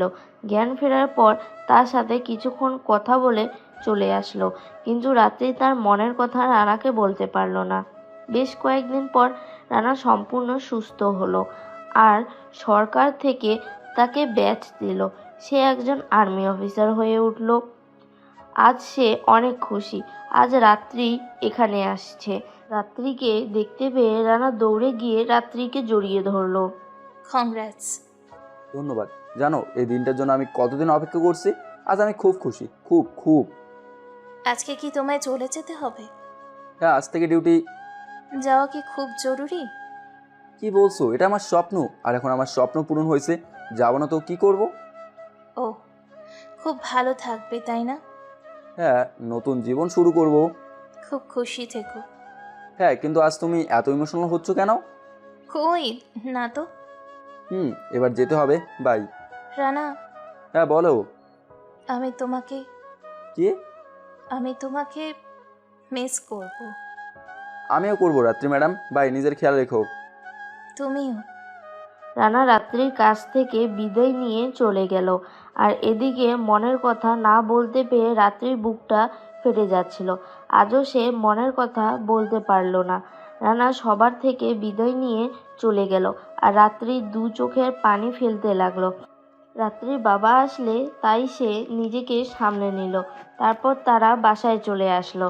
রাতে আর খাওয়া দাওয়া করলো না, আর সারা রাত ঘুমোতেও পারলো না। সারা রাত কান্না করলো। সকালে উঠে ফ্রেশ হয়ে কলেজে যাবার সময় আবার রানার কথা মনে হলো। রানার কথা মনে হতেই মনটা তার কেঁদে দিল। রাত্রি আজ আর গাড়ি নিল না, হেঁটেই কলেজে আসলো। কলেজে এসে একাই এক জায়গায় বসে আছে। তখন রিমা আর বান্ধবীরা আসলো। কিরে রানা, কই? নাই। কি ব্যাপার রে, তুই কি কান্না করছিস? রাত্রি আর নিজেকে আটকাতে না পেরে রিমাকে জড়িয়ে ধরলো। কি হয়েছে বল? আমি রানাকে ছাড়া বাঁচবো না রে, মরে যাব। ও, তা এই কথা আমাকে না বলে রানাকে বল। রানা আমার থেকে অনেক দূরে চলে গেছে। বাকি সব কথা রাত্রি রিমাকে বলল। তুই খুব ভুল করছিস। এই জন্য বলে মেয়েদের বুক ফাটে তবুও মুখ ফাটে না। হ্যাঁ, সাহস হয়নি বলার। রানা খুব ভালো ছেলে যে কেউ ওকে ভালোবেসে ফেলবে, কিন্তু এখন কি করায় বল? হাত থেকে ছেড়ে দিস, ও এখন তোর থেকে অনেক দূরে। আচ্ছা রিমা, ও কি আমায় একটুও ভালোবাসে না? ও তো মুখ ফুটে বলতে পারে। কাঁদিস না রে, হয়তো ও তোর ভাগ্যে নেই। আমি ওকে ছাড়া বাঁচবো না। পাগলামি করিস না, বাসায় যা, একটু বিশ্রাম নে, তাহলে সব ঠিক হয়ে যাবে। চোখ বন্ধ করলেই শুধু ওকে দেখি। ও যদি তোকে ভুলে থাকতে পারে তাহলে তুই কেন পারবি না? নিজেকে শক্ত কর। তোর ভালোবাসা যদি জোর থাকে তাহলে নিশ্চয়ই রানা তোর টানে ছুটে আসবে। খুব ভালোবাসি রে। চল, আমি তোকে বাসায় ডেকে আসি। রিমা রাত্রিকে নিয়ে রাত্রির বাসায় চলে আসলো। রাত্রি খাটে শুয়ে একটু পর একটু ঘুমোলো। এদিকে রানা এখানে আসার পর থেকে কোনো কাজে মন বসে না। সবখানেই শুধু রাত্রিকে দেখে, কিছুতেই কাজে মন বসাতে পারলো না। কয়েকদিন এমন দেখে রানা সিনিয়র খুব রেগে গেল। রানা অনেক চেষ্টা করলো কিন্তু রাত্রিকে ভুলতে পারলো না। দুদিন পর রাত্রির বাবা রাত্রির জন্য বিয়ে ঠিক করলো। আজ তারা রাত্রিকে দেখতে আসবে। রাত্রিকে একথা বলল।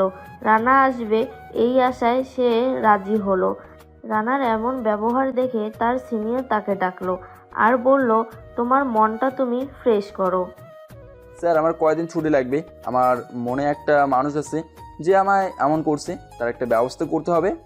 রানা সিনিয়র রানাকে ছুটি দিল। রানা আর্মি পোশাক পরেই রাত্রির বাসার উদ্দেশ্যে রওনা দিল। রাত্রি নতুন সাজে সেজে বসে আছে। ছেলের বাড়ির লোকেরা চলে এলো, সাথে ছেলেও আসলো। রাত্রি খুব অভিমান হলো রানার ওপর। সে এবার শিওর হলো যে রানা তাকে ভালোবাসে না আর তাকে নিতেও আসবে না। রাত্রির মা রাত্রিকে নিয়ে নিচে নামতে লাগলো। ছেলেটা এক দৃষ্টিতে তাকিয়েছে। রাত্রির চোখ দিয়ে এক ফোঁটা পানি পড়ে গেল। রাত্রি এসে তার মায়ের পাশে বসলো। ছেলে বলল তার নাম রাত্রিকে পছন্দ হয়েছে।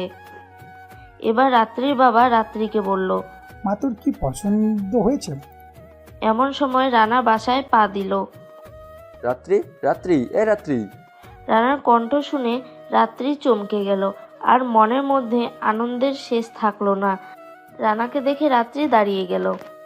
রানা, কি ভেবেছো? হ্যাঁ, আমাকে একটু শান্তি দিবে না? সব সময় শুধু ডিস্টার্ব। আমাকে না মারলে তোমার শান্তি হবে না? রানা। রানা এবার রাত্রির সামনে এসে রাত্রির দুই হাত ধরে চোখে চোখ রেখে বলল, রাত্রি, তুমি কি আমায় বিয়ে করতে পারবে?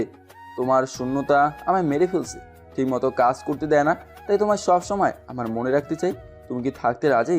বিশ্বাস করো রাত্রি, কখনো কষ্ট দেবো না। জানি না কখন যে তোমায় ভালোবেসে ফেলেছি।